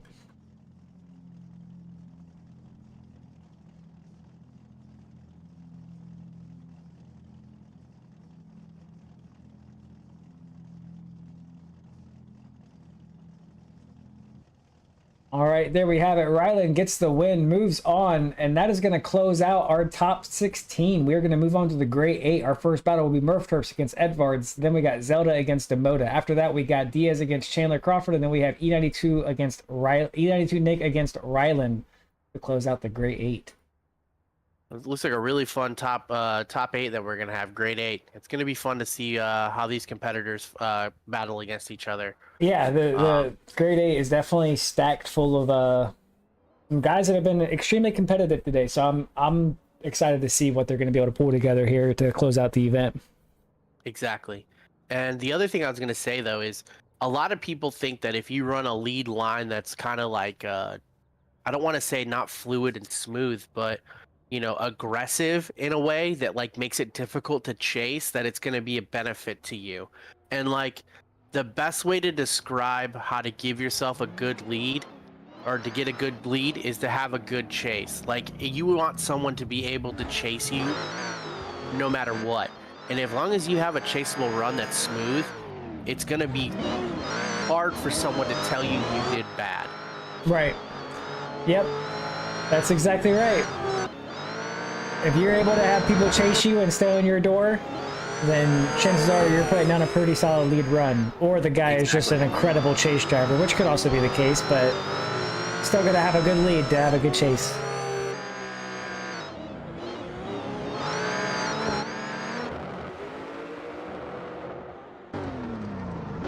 I'll watch some of these guys do their practice laps. This will be our last practice session. The last and final group to join the server before moving on, or not before moving on, but you know, to close out the event. No more practice. I'd say at this point, if you're not comfortable with what you got tune-wise and everything else, you've been doing this wrong. I would agree. I wouldn't think anybody's in here changing their tunes, you know, right now. I hope not. I know that I would not be.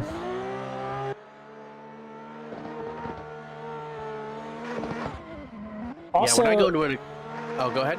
I was just gonna say that if this track is, you know, a track that you're interested in trying out for yourself, then be sure you head over to the Discord, and Discord link in the description. But you can head over to Discord, and it is posted in there for you guys to rip. We're thinking about posting it to Devotion. We'll see. Might do an update to it before we post it to Devotion if we did. But it's available in our Discord if anybody would like to download it for themselves. I think this is our first run. Yes, this is first battle of Grade 8. We got Murf against Edvards. Murf leading in that A80. Edvards chasing in the GT86. Murf a little wide of that inside clip there. Edvards tucking right into the pocket as they come up this hill for the uphill. That's kind of a weird transition there. It's like an uphill, like a crest transition. You transition over the crest. But Murf putting that A80 right where he needs to. Edvards fell back a little bit right there, able to get that proximity back. And Edvards keeping that safe proximity that we've seen from a lot of guys around this track today. Seems to be the proximity of choice. You don't want to play it too rough and rugged and end up collecting the door of your competitor. So we've seen a lot of guys today keep that safe proximity. They stay, you know, about a car, half a car back or so. And obviously we'd love for everyone to be a lot closer and tighter, but given the elevation changes and how everyone's a little bit inconsistent, it's definitely warranted to kind of give yourself a little bit of space. Yeah, when Edvards out here in the lead, let's see how he does. Yeah, there's really only one spot I would say where you can really tuck up tight, and it's in this sweeper right here. But coming uphill? Yeah, you know, it's the only place that's really, I would say, safe, you know, to have close proximity, and right here on the wall, of course, too. But you got to be careful, or else you'll do what Murf just did and send a little bit too hard. It's a great place to surge, but it's also a really bad place to surge, in case the guy in front of you doesn't drive exactly like you do, or throw as much angle as you do, or whatever it might be, even carry the same amount of speed into it. You know, it's really hard to keep a close proximity on this track. It really is.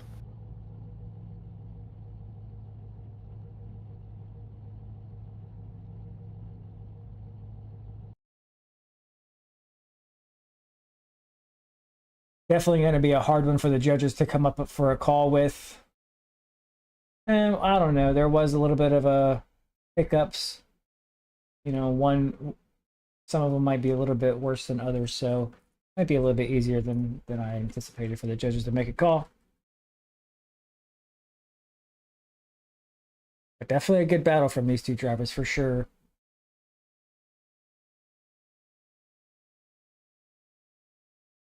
Also, we are nearing the gap. We're very, very, very close to releasing the street cars. They're all completely finished.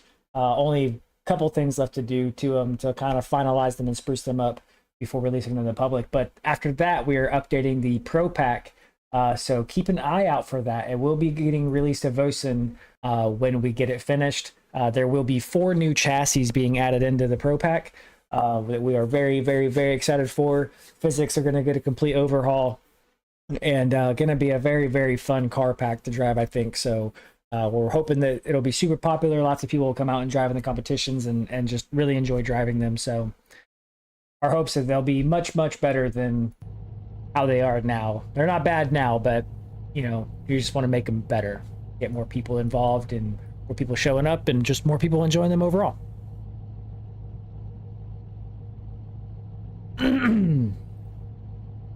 Oh, thanks guys. I love everybody too.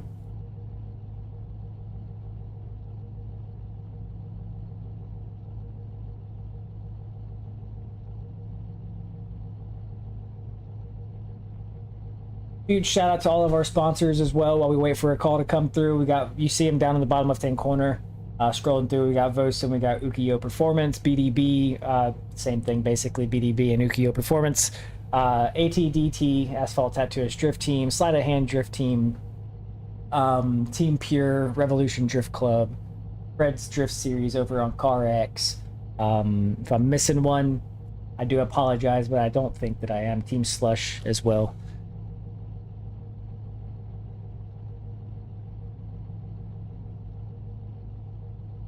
Would not be surprised if we happen to see another OMT here. We've seen two OMTs today, but they were from the same battle technically. And if we happen to get one here, then Murf Turps would have been in all the OMTs thus far today. So gonna be interesting for him. I'm not sure what he is doing with his head. He's got his dude in there raving right now. Oh, he stopped. He was making his dude dizzy inside that car. Yeah, he's trying to get himself sick.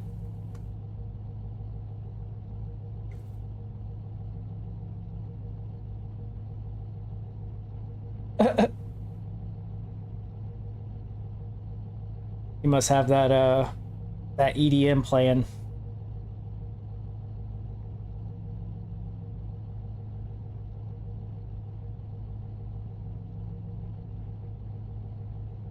Judge is really deliberating on that last battle. Definitely was a hard one to call, though, for sure. Both drivers had little small hiccups here and there during their battle, so it's never an easy call when you're weighing one mistake to another mistake. If both drivers make the same mistake, then you're kind of just seeing who did it worse. And when it's different mistakes and you're trying to see which one's worse and how bad did they make this mistake and was it worse than how bad this person made this mistake. So it's not fun when you're left in situations like that as a judge.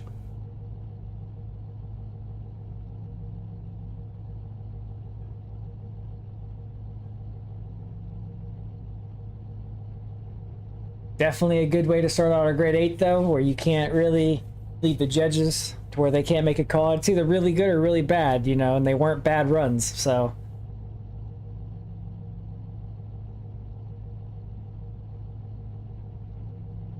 Up next, we're going to have Zelda against Damod. Both drivers going to be in that E36. After that will be Diaz against Chandler Crawford. And then after that will be E92 Nick against Ryland. And there we have it. Murf Turps is going to move on. Murf Turps gets the win. Moves on to the final four. Wow. Wow. What is so wow? Just the overall, the situation of all of it was just a wow moment. You know, when you start to look at how each individual action went into what and how much of a small mistake is what edged someone over. Yeah, that's what I'm saying. It's not easy being a judge. And I think I've just seen Zelda maybe do a 3 motion on his initiation. Kind of looked like it was. Yeah, I think I seen what somebody pointed out earlier. I've been watching since I seen the comment. I've been paying attention to it, and I think Zelda was who they were referring to when they said it. So, oh, I'm not quite sure what happened there, but very good job for Damod getting out of the way and avoiding contact. I'm not sure if Zelda got kind of stuck or if Damod just was surging a little too soon. Or maybe a combination of both, but great driving there from Damod for avoiding contact. Definitely gonna have to see the replay on that one for sure. Oh yeah, Bring yeah. the replay up, Cotton.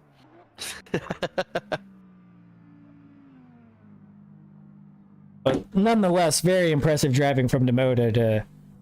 Oh yeah. To avoid contact. Damod drives in real life when it shows. Yeah, it does. Every time he drives, it shows. Here we go. Drivers flipped around. Damod in the lead this time. A little wide on the inside clip there. Trying to bring that car inside the track to get that touch and go. And just leaving Zelda in. That does. Zelda got a lot of ground to make up here. We'll see if he can get there. Super hard transition. Snappy transition there from Zelda in the chase. Wow. Able to get his way back to that door rather quickly. Looking like he's might have tried to play it a little too safe, keep a little bit too much of a safe proximity, and just allowed Damod to kind of walk away from there towards the end of the track again. We'll have to see. Let's see what this initiation is with Zelda. That might have been. Zelda definitely a really solid initiation in his lead. I'm interested to see what happened to Damod No, I was saying for that 3 motion. Oh, yeah. I think that it could have been a 3 motion. Yeah, it looked like Damod might have... Nah, it looked like Zelda got hung up on transition. Right before transition, he kind of was starting to wash out. He caught it. Damod was already starting his transition and just, you know, had to back way out of it. You know, that's a weird one. That's weird. I feel bad for the judges that right is now. what that looks like. Well, let's see what the judges have to say. Yeah, but also if that was a 3 motion, you know, from Zelda and his lead, then that makes the judging a little bit easier, I would say. Run would be kind of dead at that point, so...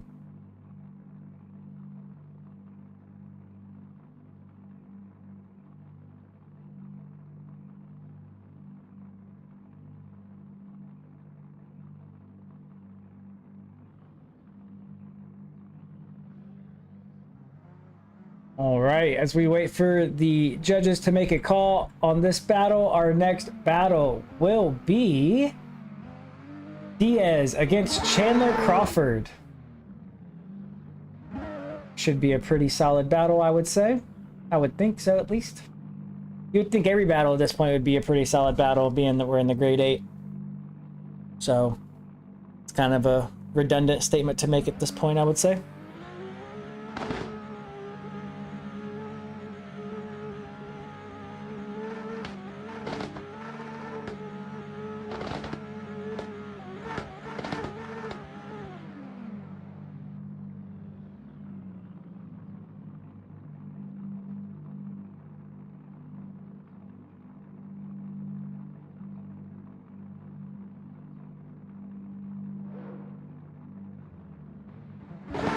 Still waiting on a call from the judges. Got a feeling that Damod is going to get it, but we'll see. I know there were some things that judges had to take a look at during that battle. I'm not sure if they're going to call that a 3 motion for Zelda, just because it looked like he was kind of already like drifting out of the cones. So I don't know if that would be considered a 3 motion. Maybe, possibly not though, just because the run-up is also so short. But there we have it. Anyway, it doesn't matter. Damod gets the win. He's going to move on to the final 4. And we're going to have our next battle come to the line. We're going to have Diaz against Chandler Crawford. Both drivers already here, ready to go. Getting ready to be lined up. Or getting ready to line up. I apologize. All right. All right. Let's get it. We do going. believe that it was a 3-step, but even without the 3-step being involved, we still believe that Damod had it. All right. We were contemplating on if the 3-step was or was not the issue. Well, good to know. Damod got it either way. So here we go. We got Diaz against Chandler Crawford. Diaz, really solid initiation, put it right on the inside clip, right where he wanted to be. Didn't look like he made it all the way out to that outside touch and go, but I guess that's better than being over that line. So, and Chandler all over Diaz's door. I mean, absolutely left him no breathing room this entire lap so far. But Diaz really smooth in that lead. You got to have that smooth lead to have a good chase. So Diaz really smooth lead on his end, allowing Chandler to just stay on that door. It's also nice to see that Chandler is in there not following suit with what everyone else is doing in the chase on being, you know, a car and a half back. You know, he's really trying to tuck up in there as tight as he can every freaking corner. Oh yeah, he's going after it. He is giving everything 110% every run, and I respect it, especially at a track like this. You know, I'd love to see what he's able to put together at a track where you got some room to play with. It definitely would be very exciting, that's for sure. We'll cut that inside clip a little bit there. Chandler did. A little shallow on that outside touch and go. Man, I don't feel like he's on like low angle though either. Well, a little bit right there. Yeah, I mean, it looks like he could have a little bit more angle, but I mean, he's filling the zones, you know, and it's not nothing really more to be said about that. Right, he's filling the zones and he's not like running away. Let's go see what the judges say. All right.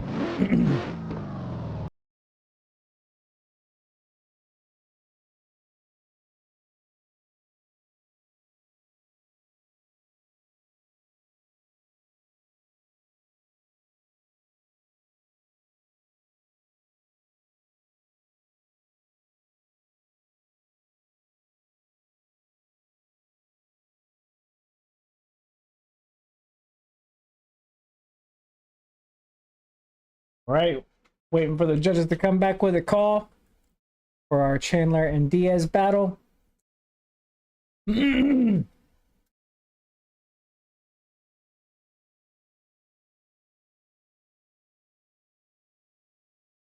Chandler kind of just pulled a gap on Diaz. Diaz wasn't able to catch the ground back up.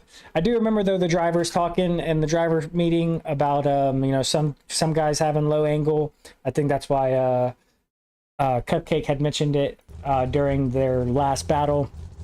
But you know, some drivers were worried about guys driving low angle and running away from them.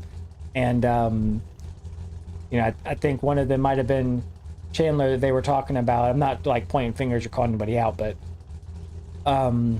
we basically told them that, you know, if the person's filling the zones and putting the car where they need to put the car, then it's kind of just like their style, and you got to adapt to it, you know. And that, I think, right there was is a perfect example of you know, how, I don't know how to describe it, but what I was saying earlier about like the precision driving, where Chandler is like very precise, like every input matters. You know, I'm not saying that it's not like that for everybody else, but just a very precise driver, you know, only drives with as much angle as he absolutely needs, and, you know, just puts the car where he needs to put the car. And it's pretty awesome to watch, you know, because you can go out there and throw all the big angle and horsepower and whatever, you know, at a car and just be all kinds of crazy with it, but it's really hard to be clean and precise like that. So you gotta take your hat off to it when you see it.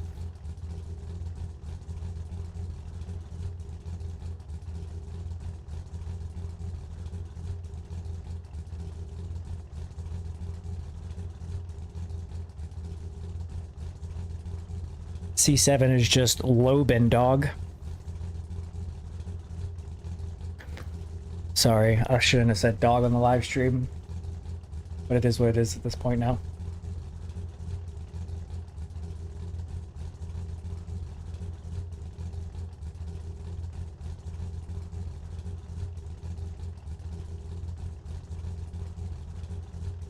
These two guys, I'm sure, are just sitting there in pure like anxiety, just waiting for this call to come through, because both these guys, I can tell, were super hungry and wanted the W. So I'm sure they're just sitting there chomping at the bit waiting for this call to come in. There we have it. Chandler Crawford is gonna get the win, move on to the final four, take the win over Diaz.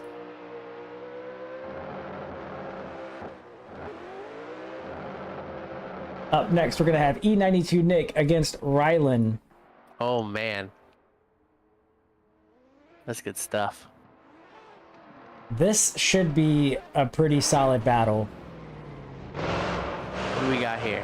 We got Nick, the best S13 ever. Am I showing my favoritism? I think I am. A little bit. A little bit. Oh. Yeah, I don't know what happened there. Nick playing it on the edge here. All right, here we go. This is definitely gonna be a good battle, though. I'm hoping so. Here we go. Drivers are off. Nick in the lead, Ryland in the chase. Nick gives a really solid initiation. He has been all day. Little tight on the clip, but he's looking good on the second outer. Looking good on that outer. Coming down this inner clip up the hill. Nice on the outer and in. Up into the wall. Looking good. Lester's got 50 that he hits it. And Lester is making 100 bucks. Boom, look at this. Solid, clean run minus the little wall tap. So if Ryland can lay down a clean run as well and not hit the wall, it's going to be hard for Nick to keep going. I agree. It all comes down to this here, seeing how well of a lead Ryland gives out. But I mean, Nick, really solid lead, you know, minus a little wall tap there, but he was able to keep it together, keep himself composed, and finish out his run. So.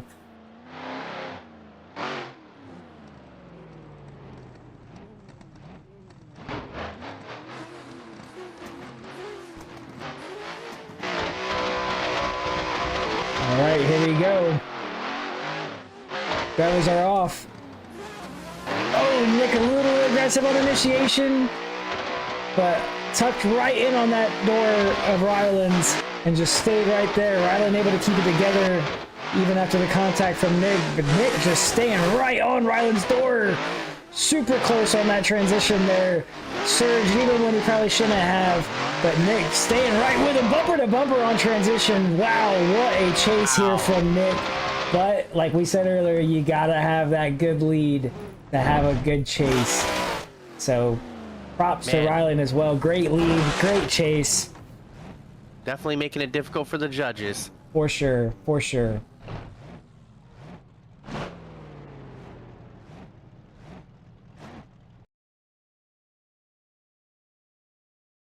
Nick was trying not to leave anything in the judges' hands at all, knowing that he had to put some work in after that slight contact with the wall in his lead, and did just that in his chase. I mean, just absolutely ripped it up in his chase run. Let's watch that back one more time while we still wait for these judges to come back with a call. You see, he gave a slight little contact on initiation there. Didn't really push Ryland out too wide. They were able to keep it together. And Ryland just ultra smooth, so smooth in that lead, allowing Nick to just stay right there on that door. Nick, little wobble going into that wall there, not quite able to get the same angle as Ryland was, but that last transition, just amazing, but from Nick, bumper to bumper, incredible stuff. What we came here to see, guys. That's what we came to see. That's what we paid the big dollars for. All right, enough of that. All right, and there we have it. Ryland is going to get the win. He will move on. Very unfortunate for Nick. I know he wanted that win. You could tell by the way he was driving in his chase that he wanted that win, but that wall, you know, it's a collector of souls and hopes and dreams. So, you know, it is what it is. You gotta deal with it. Yeah.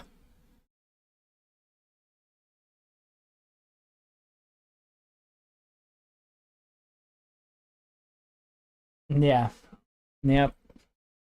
But great battle. Great battle. Yeah, W wall. W wall for sure.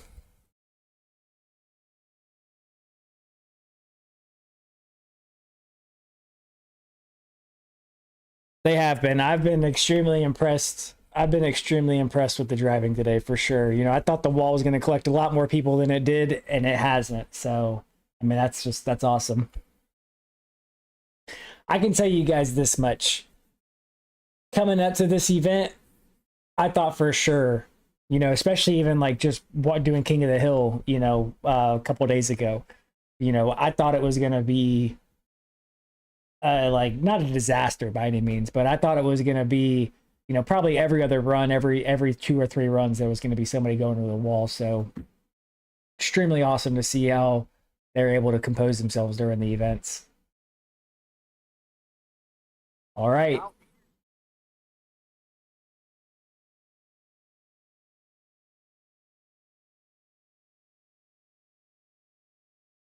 Yep. All right, here we got our next battle. We got Murf Terps. We got Damod. This should be a great battle. We got Murf Terps just full sending it, going wide. He's been doing that all day. Let's hope that he can, well, if he advances, you know, pull it together for the last battle. But been doing that all day. But past that, just absolutely putting on a show, putting that car right where he needs to. Damod tucking right into that pocket there. And same thing we've seen all day, just that safe proximity. Damod keeping that safe proximity. Everybody's scared to tuck into that door following that last transition, or, you know, prior to that last transition. And it's because, it's because of what we were saying earlier. You know, that last inside clip to outside touching goes a lot trickier than it looks like. And, you know, a lot of the drivers are wary of that. So you see, like, when they should be surging, they're not actually surging because that wall, or not the wall, I'm sorry, that last transition, you can go wide easy and just push your competitor off the track if you're in chase. So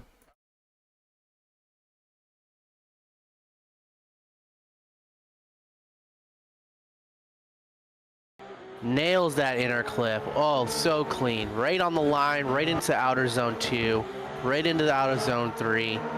Right there, looking solid, nice and smooth and fast. It's what we like to see. Right into the wall, got good angle, not a lot of adjustment needed. Right where it needed to be. Set it and forget it. Right into last inner and the outer. Oh my goodness, that is probably one of the highest point lead runs you'll see today. That was Wow. that was an incredible lead or chase there from Murf Terps as well. I mean, he was on him all the way around the track. I mean, that was just incredible stuff to watch. On the sweeper, he could have been a little bit closer, but I mean, aside from that, he was all over Damod the whole time. Very, very good battle from these two guys. Really trying not to leave it in our hands, that's for sure. Yeah, they're both trying to drive with purpose right now. That is absolutely true.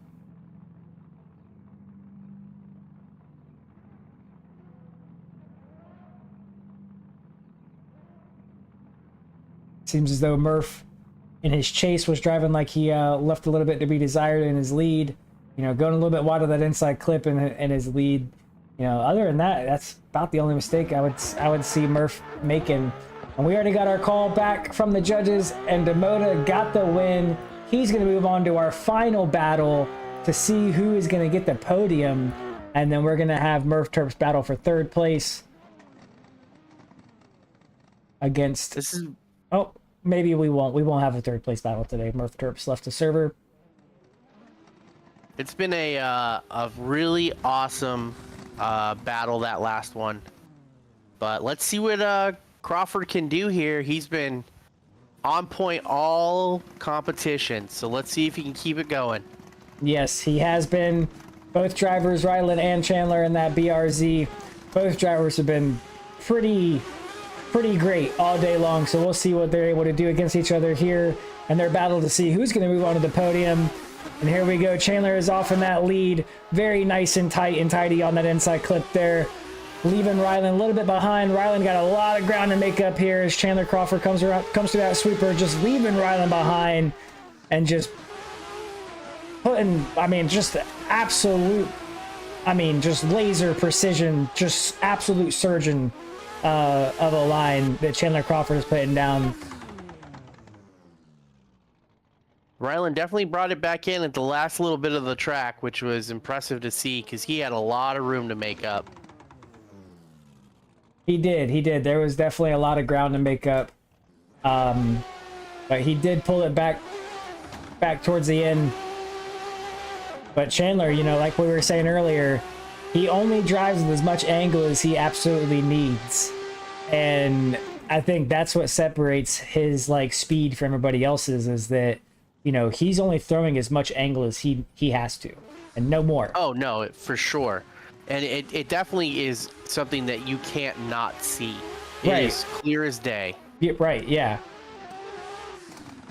Well, let's see how Ryland does out in the front with the clean air.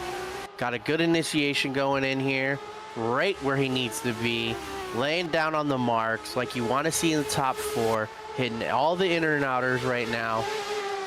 Crawford's really hammering in on trying to stay in the zone. And, I mean, he's doing a fantastic job. We'll see how Ryland does against the wall. It's been an enemy for a lot. Does really good. Not as deep as Crawford was earlier, but really a really solid lead run. You know, as we've been mentioning all competition, a clean lead will give you a clean chase. That is right. That is right. Ryland definitely putting down a really solid lead run there for Chandler to tag his door. And Chandler did just that. Chandler stayed tucked right into that pocket almost all the way around the track. And the beginning could have been a little bit closer, but you know, definitely stayed right with him for the most part around the circuit. So, but absolutely incredible lead there from Ryland. But just look at the difference between the two leads. You know, same car, you know, probably similar tunes, but Ryland just throws a much more aggressive angle and style than Chandler does, and Chandler is just precise, like a surgeon, and just only puts the car where he needs to with only as much angle as he needs to and no more. And just cool to see. Cool to see. That's just, you know, we all do the same sport. You know, they're at the end of the day, it's all breaking the tires loose and getting it to go sideways, but the different ways you can do it is just it's awesome. It's awesome.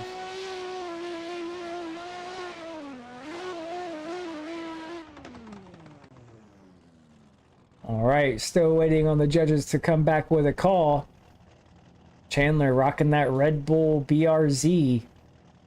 Like I said, first driver to actually take advantage of the personal skin submission.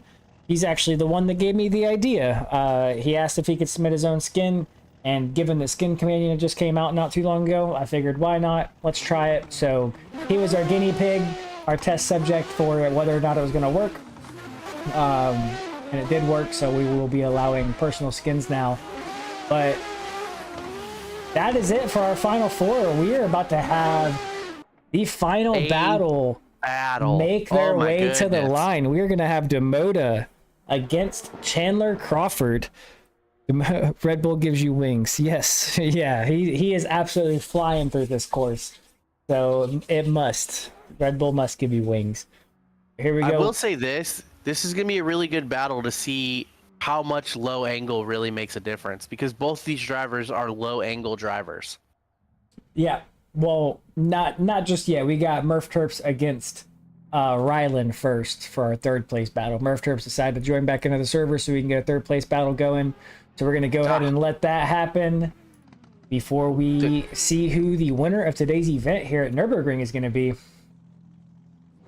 What you think? You think he's going to miss center clip one? Nah.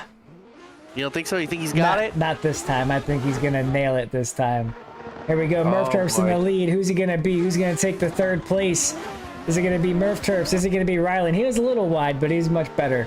Oh, wow. We Look got at that. Murf Terps, we got Ryland, and Ryland all over the door. Murf Terps coming up that hill. Fell back a little bit. Maybe hit the brakes a little bit too hard.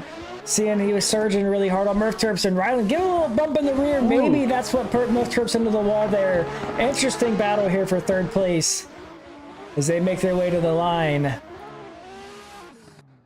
Everyone's definitely gonna earn their third place for today. That's for sure.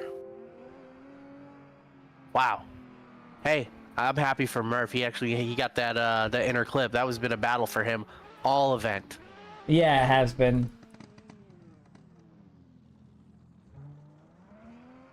Well, let's see what Ryland can do with that clean air out in front of him. See if Murf can stick it to the door and run it home. Let's see what he's got. Ryland goes. They off the launch. Good initiation. Right, a little wide, but definitely keeping it together. Right into the outer zones. Looking good. Coming up to the hill into the inner. Nice and solid.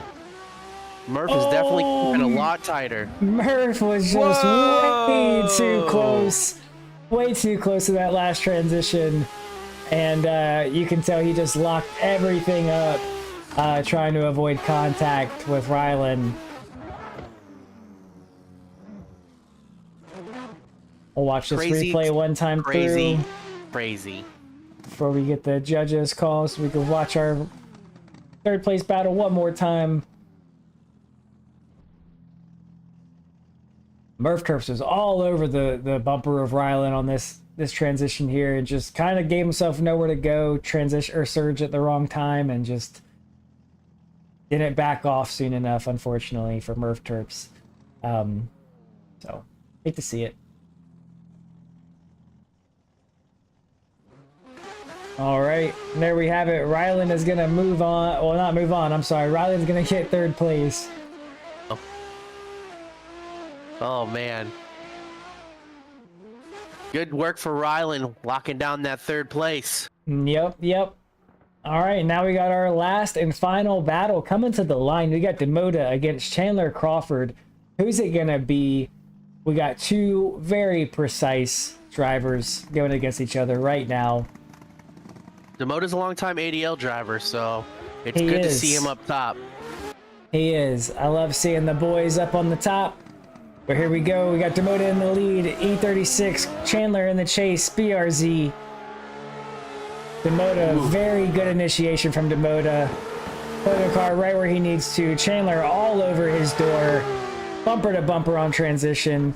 Oh, Chandler looking like he didn't really get to the angle he maybe should have been, going to that wall, and Damod kind of collecting the wall a little bit, making a little bit of an error there, but able to hold it together and make it to the line.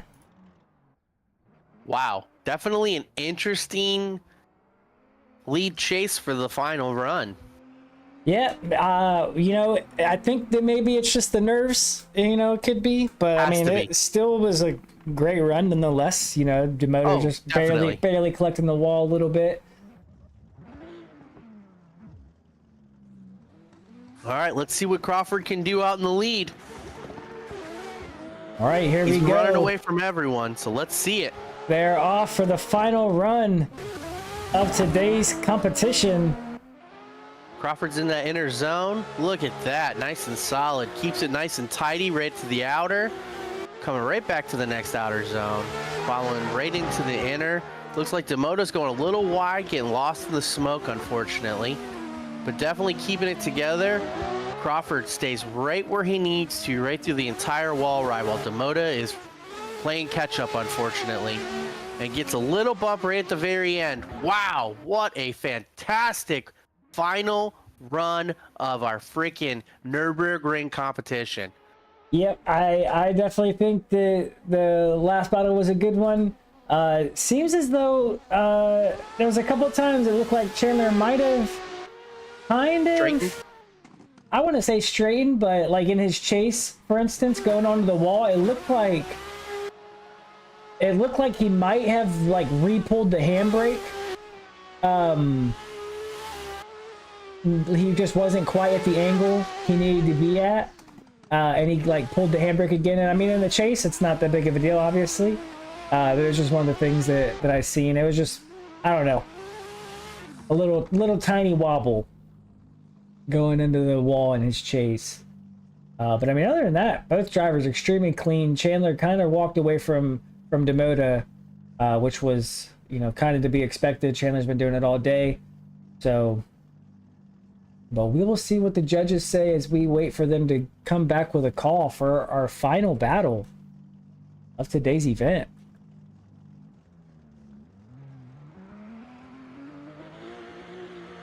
It's going to be interesting to see how the drivers adapt after today's event, you know, seeing that some guys were extremely fast, some guys, you know, not so much. So it's going to be interesting to see what the drivers take with them from this event, moving on to the next one. Even being that we're going to be in the street cars for the next two events, but nonetheless, still going to be interesting to see what the drivers take away with them going into the next round. So.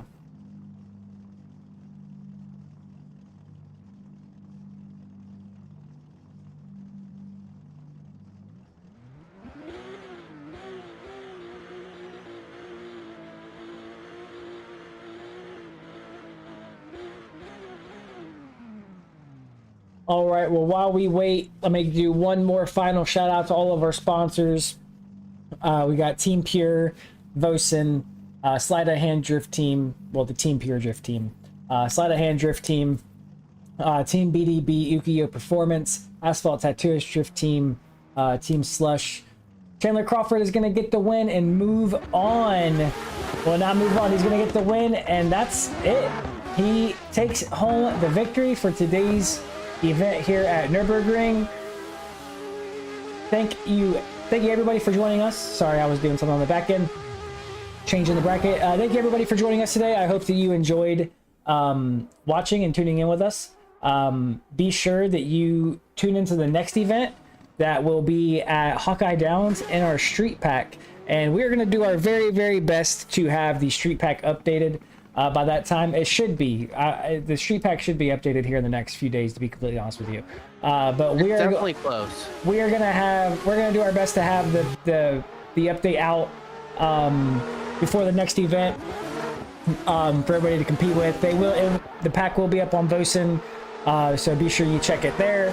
If you would like to join the Discord, be sure to check the description or check the link in the description. And other than that, that's about it. That's going to close out today's event. Thank you all the drivers for showing up. Great driving today. Thank you Cupcake for helping me commentate as well as judge today. And be sure you tune in next time to our next event over at Hawkeye Downs. We're doing street cars at the next one, correct? Yes, next event will be street cars. Oh snap! We might probably should hopefully have the new street cars at a new track. This will be exciting. It is going to be exciting, going to be very exciting. Hawkeye Downs is not released yet. Will be released very soon. We'll go live on Vosen probably the same day as the event. And we'll be live in the Discord a week before the event, maybe 2 weeks before the event. So be sure to check it out there if you want to get early access to it before it goes live on Vosen. And be sure to check the Discord for the car pack. And without further ado, that's going to it. You want to say anything before closing out? Thank you, everyone. This is a fantastic stream, a fantastic event, and couldn't be happier to announce with ADL and get to be here at judging as well. So let's keep it up. Let's bring the motivation and the fire into the next round. I agree. I couldn't be happier with how today turned out. Definitely ran into some small hiccups here and there, but other than that, extremely happy. You're going to have them hiccups from time to time, especially in the virtual world. So just happy that everybody was here with us today, tuned in live, caught all the action live with us. And like I said, be sure you tune in live for our next event. Thank you guys so much for watching. We'll catch you next time.